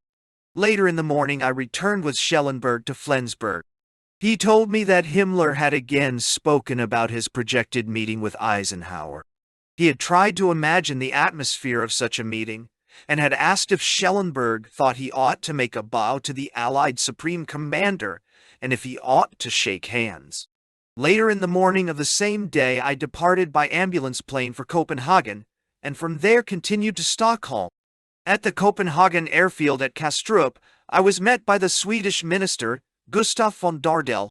To him I reported all that had occurred, for communications between Stockholm and Schellenberg ought to go via the Swedish minister in Copenhagen to our attaché, Leuwenhaupt, whom I had asked to remain at Abenraa. Stockholm, Odense, Abenraa, Copenhagen, Stockholm, April 24th, May 7th. On my arrival in Stockholm on April 24th, I immediately called at the Foreign Office, where I met the Foreign Minister, Christian E. Günther, Eric C.A. Bohman, Permanent Under Secretary of State, and Eric von Post, head of the political department of the Foreign Office. This was at 9 o'clock. An hour later, Mr. Günther and I called on the Prime Minister, and at 11 o'clock we arrived at the Foreign Office, where I made my report. Himmler's proposal was directed exclusively to the Western Allies, a method of negotiation which, according to the officials of the Foreign Office, was not practicable in view of the obvious necessity of informing the Soviet Union.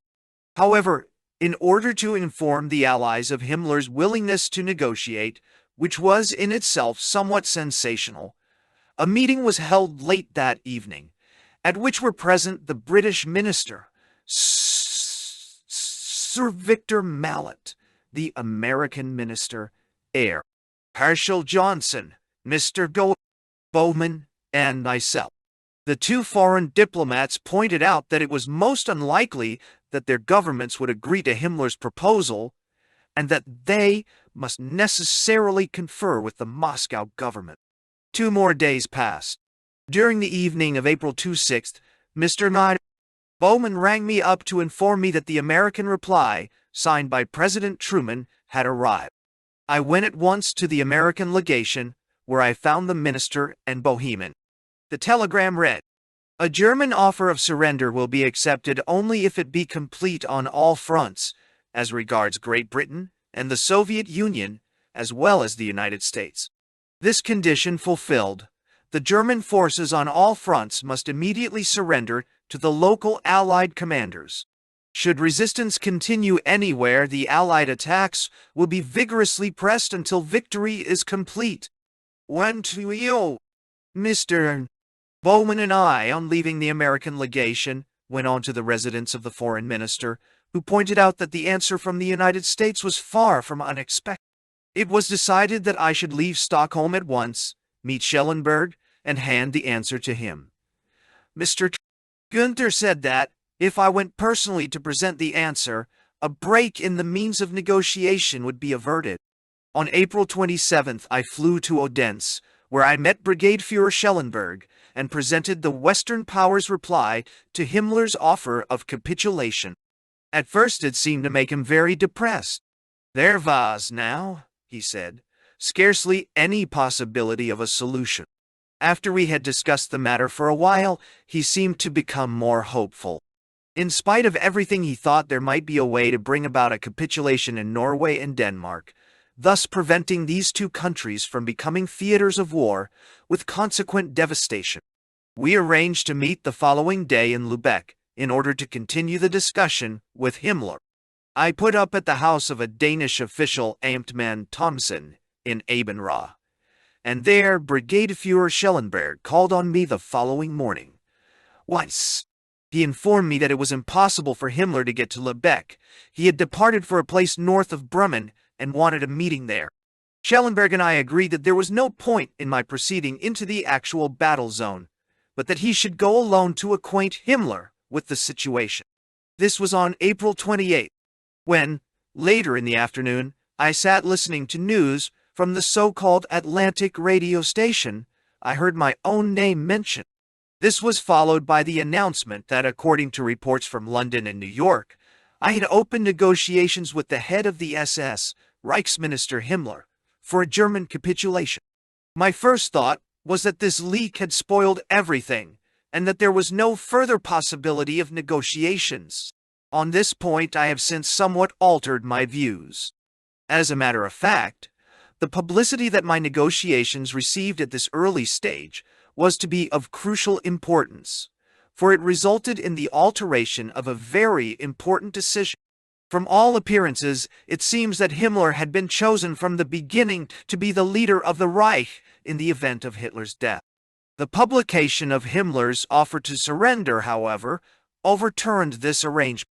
Instead of Himmler, Grand Admiral Karl Dönitz was appointed leader. It is doubtful if the Allies could ever have entered into negotiations with Himmler, because of his terrible reputation. It was far easier with Dönitz. In the first place, he belonged to the armed forces, and any move on his part would be accepted by the military quite differently from any by Himmler. Also, negotiations with him would be less distasteful to the Allies than negotiations with the head of the Gestapo. Himmler appears later to have told Schellenberg that he was much disappointed at having been passed over. On the other hand, he said, he looked upon the situation as so grave that all personal considerations must be sacrificed. He was therefore prepared to collaborate loyally with Dönitz. It is also my belief that Himmler maintained to the last that it was absolutely necessary at least to allow the German forces in Norway and Denmark to capitulate. In this, he was strongly supported not only by Schellenberg, but also by the new Minister for Foreign Affairs, Count Schwerin von Krosigk. Brigade Führer Schellenberg returned from his expedition on April 29. He had found Himmler, he told me, at a place somewhere north of Bremen, but the meeting had not been a pleasurable one to him. Himmler had got news of the publicity that England and America had given to our negotiations, and he was furious. At one moment he had threatened to arrest Schellenberg as being the one who, together with me, had inveigled him into beginning negotiations. The next moment he had proposed that both he and Schellenberg place themselves under Colonel General Ferdinand Schörner's orders and attack the enemy on the Eastern Front at the head of a battalion. Schellenberg gradually succeeded in calming him down, and after a couple of hours' discussion, Himmler declared himself prepared to allow the German troops in Norway to capitulate, and also to allow the Germans in Denmark to lay down their arms to the British. I telephoned Stockholm at once and requested that a representative of the Foreign Office proceed immediately to Copenhagen to meet Schellenberg. Having done that, I departed for Copenhagen with Schellenberg by car, and we arrived there the same evening.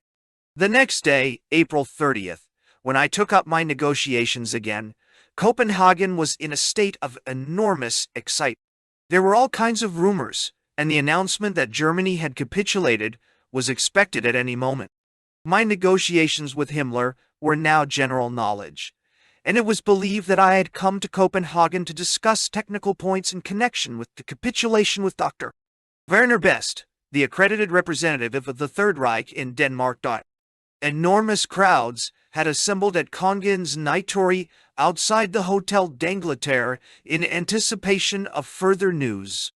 During a conference at my hotel, I heard firing outside in the square, and when I went to the window, I saw thousands of people running in every direction. Hippelmen had appeared in their cars and were sweeping the square with Tommy guns. The fusillade was, however, not very serious, and I could not see any casualties.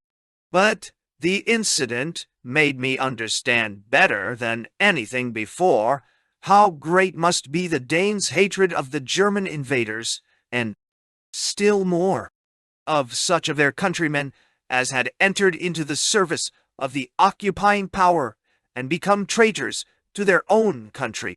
These Hippo-men, in their dark blue uniforms, made a vile impression on me. They were young hooligans enjoying the power they still possessed, well knowing it would soon be taken from them.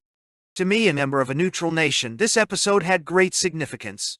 It gave me an insight into the sufferings of the Danish people during the hard and trying years of the occupation. I conferred with the representative of the Swedish Foreign Office, von Post, and Schellenberg likewise with Dr. Best. After that, I gave the King of Denmark a brief resume of the situation. Then Schellenberg, von Post, and I met at the Swedish legation at 11:30, and Schellenberg reported his visit to Himmler. The Swedish view was, however, that further elucidation was required, and Schellenberg decided to make another trip to Himmler's headquarters. Dr. Best was present at the subsequent luncheon at the legation. It is said, I have heard it said by many Danes, that he tried to conduct himself as humanely as possible during the occupation, and that he several times intervened when the Gestapo became too brutal in their methods. I avoided all questions of high politics, but I asked him if he would agree to the transfer to Sweden of a number of Englishmen and Americans who had been interned in Denmark since the beginning of the war. He at once assented, saying that he would like this concession to be regarded as a personal favor to me, for he considered that he and his government owed a debt of gratitude to me for what I had done high connection with the exchange of German and Allied prisoners of war. May 1st came, and with it, in the evening, the message for which millions of people had been waiting and longing for years. Hitler was dead. Grand Admiral Dönitz announced in his radio speech, German men and women, soldiers of the German army, our Führer, Adolf Hitler, has fallen. The German people are bowed in sorrow and reverence. The Führer has appointed me to be his successor. And in an order of the day to the German army, Dönitz declared, the greatest hero in the history of Germany has departed from the scene. To me, this heroic death meant, so far as I could see, that the point of departure of my negotiations had been shifted. Earlier that day, immediately after my return to Stockholm, I had had a conference with Gunther and Boheman, and I still believed then that a solution could be found for the problem of capitulation. Now all these hopes were shattered. It was no longer Himmler who occupied the dominant position, but Grand Admiral Dönitz, who had been chosen instead as Hitler's successor. And Dönitz urged the continuation of the struggle. I take over the supreme command of all branches of the armed forces with the intention of carrying on the war. The picture, however, changed rapidly. On the evening of May 4th, on Post, who had returned to Stockholm on the previous evening, informed me that Schellenberg had returned to Copenhagen, and there had reported some sensational events. In the first place, Grand Admiral Dönitz had decided to surrender, with all German forces in Holland, northwestern Germany, and Denmark. Secondly, Schellenberg was to reach Stockholm the following morning, with authority from Dönitz to arrive at an understanding regarding a German surrender in Norway. At 10 o'clock on the morning of May 5th, Schellenberg, who had been nominated envoy, arrived at Stockholm by special plane, and immediately a meeting took place at my residence, Dragon Garden, between him, von Post, and myself. Schellenberg presented his credentials, signed by Dönitz, and stated that the new German Minister for Foreign Affairs, Count Schwerin von Krosigk, had asked him to try to arrange a meeting with General Eisenhower to discuss a general German surrender. Schellenberg gave us some other interesting information. At Marwick, in the neighborhood of Flensburg, he had had a long meeting with Dönitz, Schwerin von Krosigk, and Himmler, at which Nevers, also present Field Marshal Keitel, and Colonel General Alfred Jodl. On this occasion, Schellenberg said that he had been able to persuade the government to order the capitulation of all German troops in Holland, northwestern Germany, and Denmark. The only one who had violently opposed this order was Keitel. Von Post told Schellenberg that the Swedish government naturally felt it necessary to inform the representatives of the Allied powers in Stockholm of what had been going on. Schellenberg expressed the wish that the German minister to Sweden, Hans Thomsen, and the representative of the German military attaché would leave for the Swedish-Norwegian frontier in order to inform the German commander in Norway, General Franz Böhmer, of the situation. These two gentlemen took off from Barkarby airfield near Stockholm at 6:30 p.m. in a Swedish military plane. The following day, May 6th, Thomsen reported that he had been met at the frontier in the morning by a representative of General Böhme. This officer had informed him that Böhme was unwilling to capitulate with his forces unless he were to receive a direct order from Dönitz. He said that the German forces in Norway were quite intact and would be able to hold out without difficulty for a couple of months longer. He was therefore not prepared to act on an order to surrender issued by Envoy Schellenberg. Immediately afterwards, a telephone communication was received from Count Schwerin von Krosigk, who, it was reported, was at Merwick, together with the other members of the government. The Minister for Foreign Affairs gave the information that direct contact had been set up between the German government and General Eisenhower, and that negotiations regarding Norway had been begun. Later in the day, Schellenberg succeeded in getting into telephonic communication with Dönitz. He informed the Grand Admiral that apparently General Böhme had not been kept informed of the actual situation, and asked him to transmit a direct order that the capitulation in Norway be carried out. Dönitz replied that he might conceivably open direct negotiations with Eisenhower on this question, and that it was therefore not certain that the Swedish government's assistance would be needed from then on. At 10:15 on Monday, May 7th, came the final communication from Count Schwerin von Krosigk. In the night of May 6-7th, the German Minister for Foreign Affairs reported that Germany's complete capitulation had been decided upon. Negotiations between him and General Eisenhower about the signing of the capitulation were still proceeding.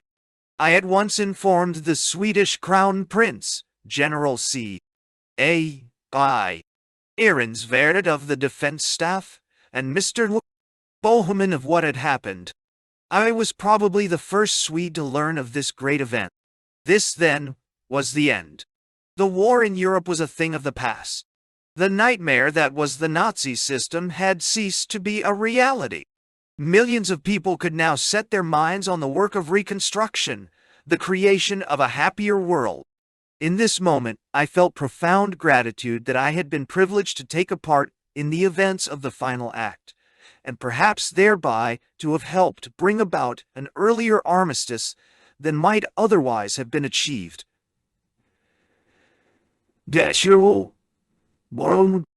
had been given an opportunity to follow events of world history from close range.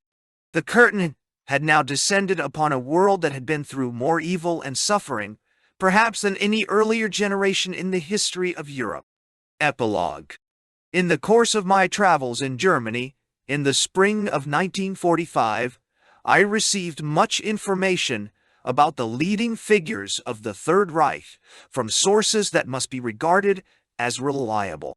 This information has convinced me that it is extremely important for the future well-being of the world that absolute clarity be attained on 2 points.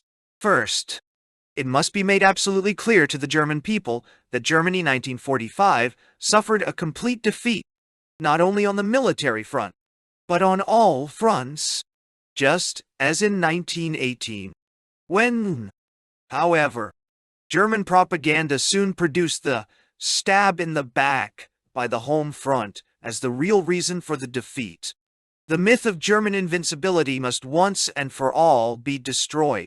No more legends such as the stab in the back must be countenanced. Secondly, the German people must be brought to see what kind of men the leaders of the Third Reich were. My experience tells me that they were men completely lacking in moral conceptions and human stature. In the final act, there they were, with their hideous pasts, desperately intriguing among themselves, yet at the same time endeavoring to take shelter behind each other's backs, cowardly, undecided, irresolute. The final act of the drama of the Third Reich lacked any dignity or tragic quality. It was merely ignominious, because all the dramatis persona were themselves ignominious and petty. They were not fighting for an ideal, a belief, a conviction. They were fighting merely for their lives, besmirched with crimes that could never be expiated. Let us glance briefly at the leading figures of the Third Reich as they appeared in its 13th and last year. Take first the Führer. Already Grand Admiral Dönitz has introduced the legend that the Führer died the death of a hero, fighting for his people on the Occident's last barricades against upsurging Bolshevism. We shall see that in the best-informed German quarters a quite different opinion is held. The Führer did not die like a hero. It can be considered quite certain that he was murdered. True, he kept his leadership until the very last days of the Third Reich, but he had long lost the capacity for initiative. All he could do was to veto decisions made by his lieutenants. To his entourage, he had become a figure of terror in almost the same degree as to the world at large. If anyone displeased him, he immediately had an order for execution prepared. At this final stage, Adolf Hitler was physically and psychologically a branded man, in all probability marked by the disease that provides a tenable explanation of his insane acts and ideas. His hands shook. He could no longer walk. He could cross a room only with difficulty. He felt that the sands of his life were running out, and he was more than conscious of complete failure, of enemies about to corner him, of a situation more and more desperate. To the very last he kept telephoning to Himmler, roaring out his accusations in a desperate attempt to conjure up a change in the situation. In Hitler's immediate entourage there was in the first place Eva Braun, his mistress. Eva Braun, who came of a Munich family, and is said to have been a very beautiful woman, had, I have been told, a very great direct influence over Hitler. Altogether, her influence was considerable. It was she who, for example, paved the way for Obergruppenführer Kaltenbrunner, one of the most evil spirits among the little group of men and women who guided Germany's destiny in those days. Kaltenbrunner was an intimate friend of another member of the set, Gruppenführer Fegelein, who was married to a sister of Eva Braun. He advanced rapidly from being a humble riding master to the highest honors. These four, the two sisters Braun, Kaltenbrunner, and Fegelein, were among the most dangerous in the circle surrounding Hitler. In the final phase, Kaltenbrunner spent several hours every day with the Führer, and did all he could to work him up to continue the course upon which he had embarked so long ago. Among the principal actors of the Third Reich in the finale was Reichsleiter Martin Bormann, the successor of Rudolf Hess, a man who also had a very great influence over Hitler. He specialized in intrigue, but he also possessed another talent that he found very useful: the ability to reduce complicated matters to the simplest terms in his reports to Hitler, a knack that the Führer warmly appreciated. Goebbels, who drew strength from his own speeches, never ceasing to be fascinated by them even after practically everybody had ceased to believe what he said, and who from his safe shelter issued fiery orations exhorting the populace of Berlin to fight to the last man. Goering, who, according to what one hears, could never after 1940 be shaken in his belief that Germany had decisively won the war, and who in this belief allowed the Luftwaffe rapidly to deteriorate. Ribbentrop, with his stupid conceit and narrow outlook, all these belonged to the inner circle of those near Hitler at the last. Goering seems, however, to have ceased to have any influence. And then there was Heinrich Himmler. Of him, one can only remark that he appears to have been quite as terrified of Hitler as Hitler was of him. The intimate circle around Hitler directed all their plotting specifically against the head of the Gestapo. As a result, he was sent to the front, at first, in the late autumn of 1944, to the Western Front, and presently to the Oder Front, the latter one of the most dangerous and exposed sectors. The assumption was that Himmler would fail there. He was to be first discredited, then liquidated. Himmler ended as a suicide, but not before Hitler himself had been liquidated. Shortly after the curtain had gone down on the drama of the European War, I had a long conversation with Schellenberg, who, as I have already related, had come to Stockholm to arrange the surrender of the German troops in Norway, and who still remained in the Swedish capital. My earlier dealings with Schellenberg had made it necessary for me to have a final conference with him.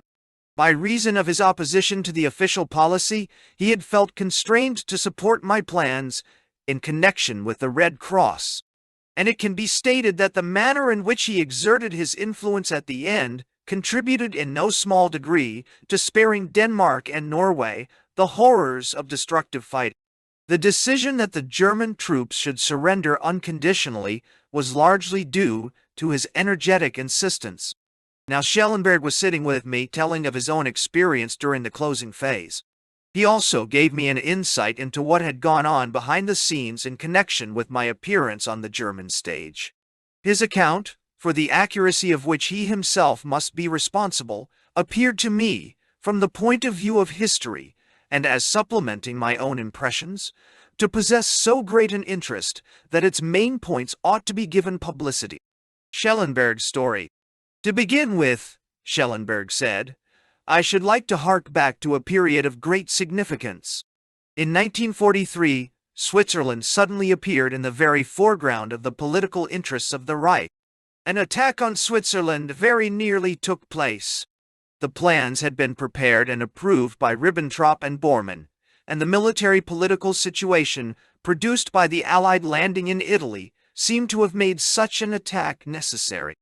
I opposed these plans tooth and nail, partly by attempting to make contact with certain friends of mine in Switzerland. The idea was finally abandoned, mainly because of economic considerations. But Switzerland came very near to sharing the fate of Denmark and Norway and all the other occupied countries. The whole episode was very typical of the foreign policy of the Third Reich. This was only one of the occasions on which I attempted actively to oppose the official policy. After I had become head of the political department of the German intelligence service and, in 1914, head of the whole organization, the defects of the regime became evident to me.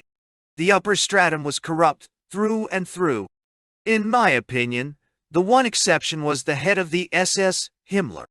As the conviction grew in me that the policy directed by Hitler and Ribbentrop was bound to have catastrophic results, it became clear to me that it was a matter of life and death for Germany that a counterbalance to it be created. It was my belief that the only one who could create it was Himmler. It was in this spirit that I attempted to approach him and to obtain such an influence over him that his power would be turned in the desired direction. It was my conviction that Germany must in one way or another disengage itself from the war with the Western powers. However strange it may sound, there was at the time of my appointment no real political intelligence service in the Third Reich, and there was even less understanding of its importance. It was regarded as superfluous for the simple reason that the Third Reich did not require information about the internal situation in other countries. The Third Reich could do without that. This opinion was shared by Hitler, who was completely opposed to me on this subject, as was also Ribbentrop. The only one who showed some interest was Himmler. But even he created difficulties for me, enslaved as he was by the prejudices created by the basic ideas of National Socialism, as well as by his own tendency to estimate political events with the mentality of a police official. It was only by slow degrees that I was able to bring about a change in his attitude. As the military and political situation became more critical, my position became more difficult.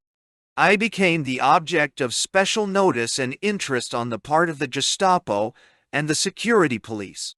My most active and dangerous enemies were Reichsleiter Bormann and the head of the security police, Kaltenbrunner. In regard to Kaltenbrunner especially, I had to show great caution. As far back as 18 months earlier, he stated that he had complete evidence of my being employed by the British Secret Service. He did everything in his power to trap. This was the situation when, at the beginning of February, the German minister in Stockholm, Thomson, reported that you were about to start for Berlin in order to see Himmler. Twice that day, Ribbentrop sent Geheimrat Wagner, his personal secretary in the Ministry for Foreign Affairs, to see me in order to try to find out if it was I who, through my personal connections in Sweden, had taken the initiative in arranging your mission. Ribbentrop and Kaltenbrunner regarded me as responsible for the pardon and liberation of the 7 so-called Warsaw Swedes. And they tried to show that my intervention in this case, especially in view of the hostility of the Swedish press towards Germany, was a great political blunder. In a general way, they did everything they could to inflame Hitler's antipathy to Sweden, particularly by giving him reports about the training of Norwegian policemen in Sweden. I told Wagner what was the truth, that I had no knowledge of your projected visit, and I informed Himmler as well as Kaltenbrunner about these conversations. Himmler was interested, but also annoyed that the arrangements for your journey should have gone through the legation in Stockholm, and consequently through the Ministry for Foreign Affairs. This meant that he must treat your visit as being of an official nature and report it to Hitler. He therefore instructed Kaltenbrunner to make use of a favorable opportunity to mention the matter to Hitler and try to ascertain what his feelings were. Instead, Kaltenbrunner asked Gruppenführer Fegelein to attend to the matter, and the following day Fegelein was in a position to report that the Führer was definitely opposed to the project. "Buffoonery of that sort won't help us in this war," was Hitler's comment. And then you arrived in Berlin.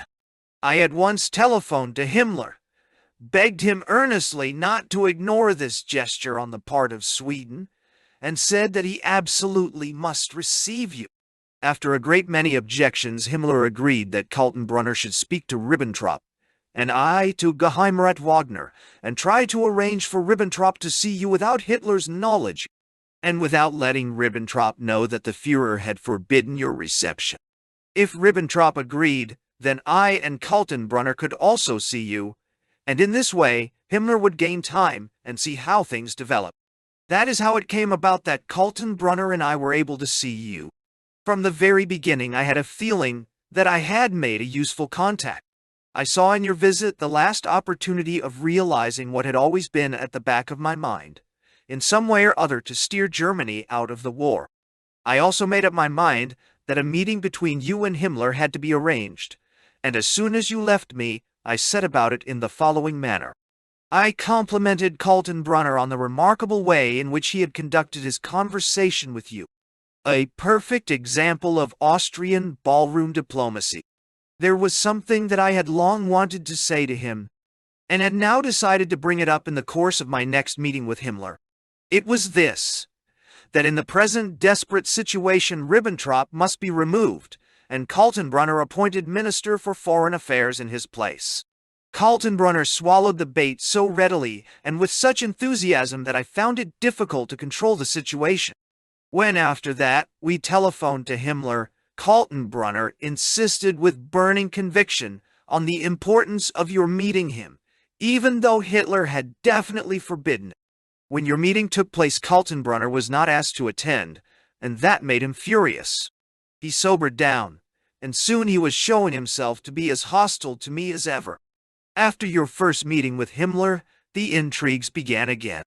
Kaltenbrunner heaped reproaches on me because I had made the Reichsleiter altogether too well disposed to you, and he enlisted the services of Gruppenführer Müller, the brutal administrative chief of the Gestapo, who made every kind of objection to the plan to collect the Norwegian and Danish prisoners in Neuengamme. Among other objections, he said that the German population, especially the long trains of refugees, must not be exposed to the sight of Swedish Red Cross cars driving about the roads at night with prisoners from the concentration camp. I, however, would not give in, but visited Himmler at his headquarters and had it out with him. I told him it was evident that Germany was about to collapse, and that in this situation he must on no account fail to make the most of your presence in Germany. I said that he must try to act independently in order to steer the German wreck into a peaceful haven before it capsized, and I suggested that he ask you to fly to General Eisenhower and present to him an offer of surrender. The talk became more and more emotional as it went on. I said that Himmler's proper place was in Berlin and not with an army group, that this was the second time that Hitler's entourage had succeeded in getting him away from the capital, and I told him that he should return there as soon as possible to prepare for peace, with or without using force. At last Himmler gave way, and that night I received very wide powers to negotiate with you. However, the next morning he rang me up, took back most of what he had said, and authorized me only to maintain contact with you, and in certain circumstances to try to persuade you to see Eisenhower on your own initiative. From that day, it was at the beginning of March, there was a daily tug of war between Himmler and me, although neither Kaltenbrunner nor any other of the persons in Hitler's entourage was really aware of it. In long talks with Himmler, I tried to show him that it was no longer a question of being true to his oath to Hitler, who, as he himself always maintained, was the real basis of the SS organization, but a matter of life or death for the German people. His reply was always, "Then what you want me to do is to eliminate the Führer?" There was a time when I couldn't answer this question in the affirmative, for to have done so would have been to run the risk of being liquidated. That was because the influence possessed by Gruppenführer Fegelein, Obergruppenführer Kaltenbrunner, Obersturmbannführer Skorzeny, the chief of the werewolves, and others of their kind was so great, especially as it rested principally on their right to report personally to Hitler. During these talks, Himmler often spoke to me about the state of Hitler's health, which according to him was becoming worse from day to day. When I asked him how it was that Hitler still possessed such power, Himmler said that his energy continued undiminished. His abnormal way of life, his habit of turning night into day and only sleeping 2 or 3 hours, his restless activity, and his continual outbursts of rage completely exhausted those near him, and the whole atmosphere unbearable. I suggested that the attempt on his life of July Loth may have seriously affected his health, particularly the injuries to his head, and Himmler thought this possible. But he pointed out the significance of Hitler's stooping more and more, his slack appearance, and the marked tremor in his left arm. It was on the basis of these reports, personally I had not seen Hitler for a long time, that at the beginning of April I consulted a friend of mine, Professor de Krinis, head the psychiatric section of the Charité Hospital. In answer to my question, he replied that he had observed in photographs and illustrated papers that Hitler's movements appeared almost paralyzed, and that he must regard this as a symptom of Parkinson's disease, paralysis agitant. I thereupon arranged a meeting between Himmler and de Krinis, to which the Reichsleiter summoned the Reichsminister of Health, Conti. It was evident that Himmler was extremely interested by what he heard. A few days later, it was on April 13th, Himmler summoned me to his headquarters in Wustrow and took me for a walk in the forest, where he at last completely unburdened himself to me. "Schellenberg," he said, "I don't think that we can let the Führer go on any longer. Do you believe that de Krinis was right?" I answered, "Yes. True, it is 2 or 3 years since I have met Hitler, but judging by what I can gather about his recent behavior, I am convinced that it is high time for you to act." "Nay, consider, General." But after a while, Himmler's vacillations began again. It was clear that the breach between him and Hitler had begun. Over and over, he asked me what he could do. He said that, after all, he could not murder the Führer. He could not give him poison, nor could he arrest him in the Reich Chancellery, for in that event, the whole military machine would come to a stop. I replied that this would not matter. There was only one way out. He must present himself before Hyder, inform him of everything that had happened recently, and force him to abdicate. Himmler said that this was absolutely impossible. The Führer would burst into a rage and shoot him on the spot. "You must take suitable precautions to prevent that," I said. "After all, you have a sufficient number of SS men in high positions who are capable of arranging an arrest of this kind. If there is no other way, we must get the doctors to help." Our walk lasted an hour and a half. Himmler was not able to come to a decision. He said only that he would arrange a meeting of Professor de Krinis, Professor Morell, Hitler's personal physician, Dr. Stumpfegger, his second physician, and Bormann. A couple of days later, I asked Professor de Krinis what conclusion he and his colleagues had reached. He answered rather disappointedly that he had discussed with Dr. Stumpfegger principally the supposed symptoms of Parkinson's disease. Stumpfegger had not shared his opinion, although he had to accept some of his points. In the end, they had agreed on certain medicines, which he had prepared in his clinic, but Stumpfegger had not called for them, having himself had the intention of procuring medicines. There was therefore a possibility that Stumpfegger had no intention of getting the medicines in de Krinis' clinic. I reported this to Himmler, and he begged me insistently to keep the whole business to myself. During the days following my walk with Himmler on April 13th, events began to move in the direction I had long anticipated. During the first week in April, I had gotten into touch with Count Schwerin von Krosigk, who was then Minister of Finance. In the course of long talks, we agreed that the war must be brought to an end in order to save as much of Germany as possible. In connection with these talks, I arranged a meeting for April 19th between Himmler and von Krosigk. Relations between these two men had been broken off for a long time. Before the meeting, Himmler was extremely strung up, and at the last moment he wanted to cancel it. However, it took place in the presence of Reichsarbeitsminister Seldte, who had, at one time, been the leader of the Stahlhelm. During the meeting, von Krosigk talked with Himmler while I conferred with Seldte. The latter was of the opinion that Himmler must take over the leadership and compel Hitler, on the occasion of his birthday, to read a proclamation to the German people in which it should be announced that a plebiscite would be held, a new party formed, and the people's courts abolished. After the conference, von Krosigk informed me that he had discussed with Himmler all the questions that we had gone over, and that he had earnestly entreated him to take action against the Führer. Himmler thanked me for having arranged a meeting with the Minister of Finance. I replied that in my opinion, von Krosigk was the only person whom he could appoint as Ribbentrop's successor in the Ministry for Foreign Affairs.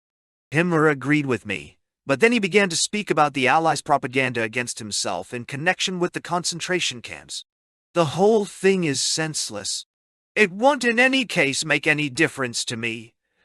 But you must not believe this propaganda. It isn't true.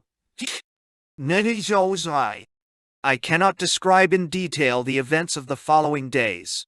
Hitler's birthday passed without event. On April 21st, you had another meeting with Himmler.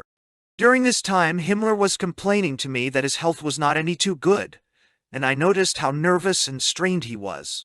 "Schellenberg," he said to me on one occasion, "I am filled with horror at the thought of what is now coming." Another time he told me what he would do when power was in his hands.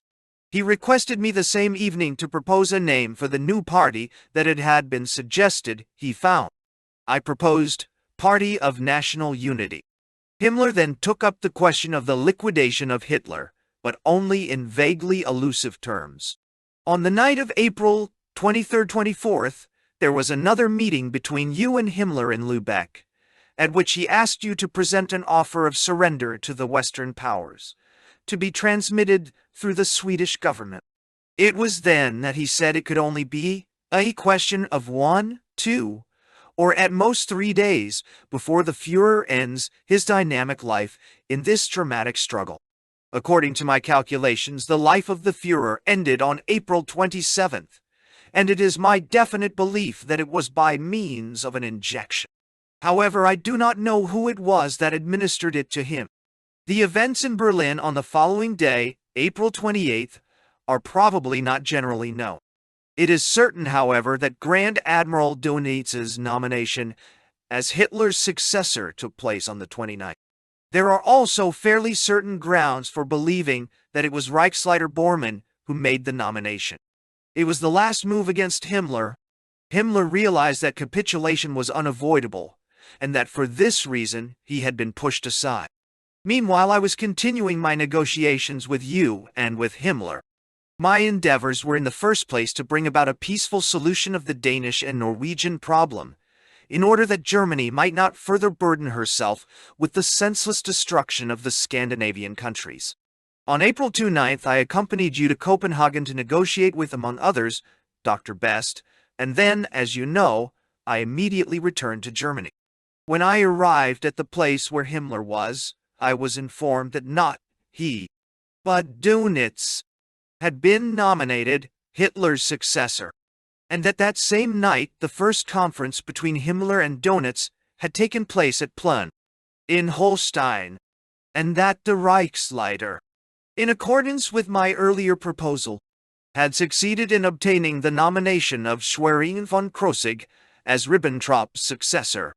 Himmler was very much depressed, for in the army too there was no real appreciation or understanding of his struggle to obtain an agreement with the Western powers about capitulation. Himmler was now considering whether he should resign and commit suicide, but he wanted to discuss the situation once more with me. Some hectic and nerve-wracking days followed, without sleep and with difficult and dangerous motor drives through the actual battle zone. When, on May 1st, I first arrived with Himmler at Dönitz's headquarters at Plön, I found a very tense atmosphere. It was soon evident that von Krosigk held the same views as Himmler and I, whereas Dönitz, as well as Keitel and Jodl, that is, the chief military commanders, were riot at that time in any circumstances prepared to give up Norway without a fight. They particularly pointed out that the German commander in Norway, Colonel General Bollne, was in a very strong strategic position. The negotiations continued. For a long time Dönitz hesitated to agree to the proposals of von Krosigk and myself. Well, in the end, I was appointed envoy, with instructions to conduct negotiations in Stockholm for the surrender of the troops in Norway. As for the events from then until May 7th, they are known to you. Thus far, Schellenberg. As I listened to him, countless impressions of the months just past flashed through my mind. I had received further confirmation of the opinion I expressed on my return home from one of my last trips to Germany. I said at that time, I returned to Sweden an even firmer opponent of the Nazi creed than before, but at the same time I cannot help having a deep sympathy for Germany's unhappy people. They have been found wanting. They have allowed themselves to be led by ruthless scoundrels. They must drain the cup of suffering. But as the representative of an organization with the humanitarian spirit of the Red Cross, I must urge that afterwards they be helped and led in other paths, not with hatred and brutality, but by those who understand that love for humanity is the strongest of all forces for good. Then and then only can we look to see the downfall of the Third Reich followed by a happier scheme of things for cruelly tried humanity.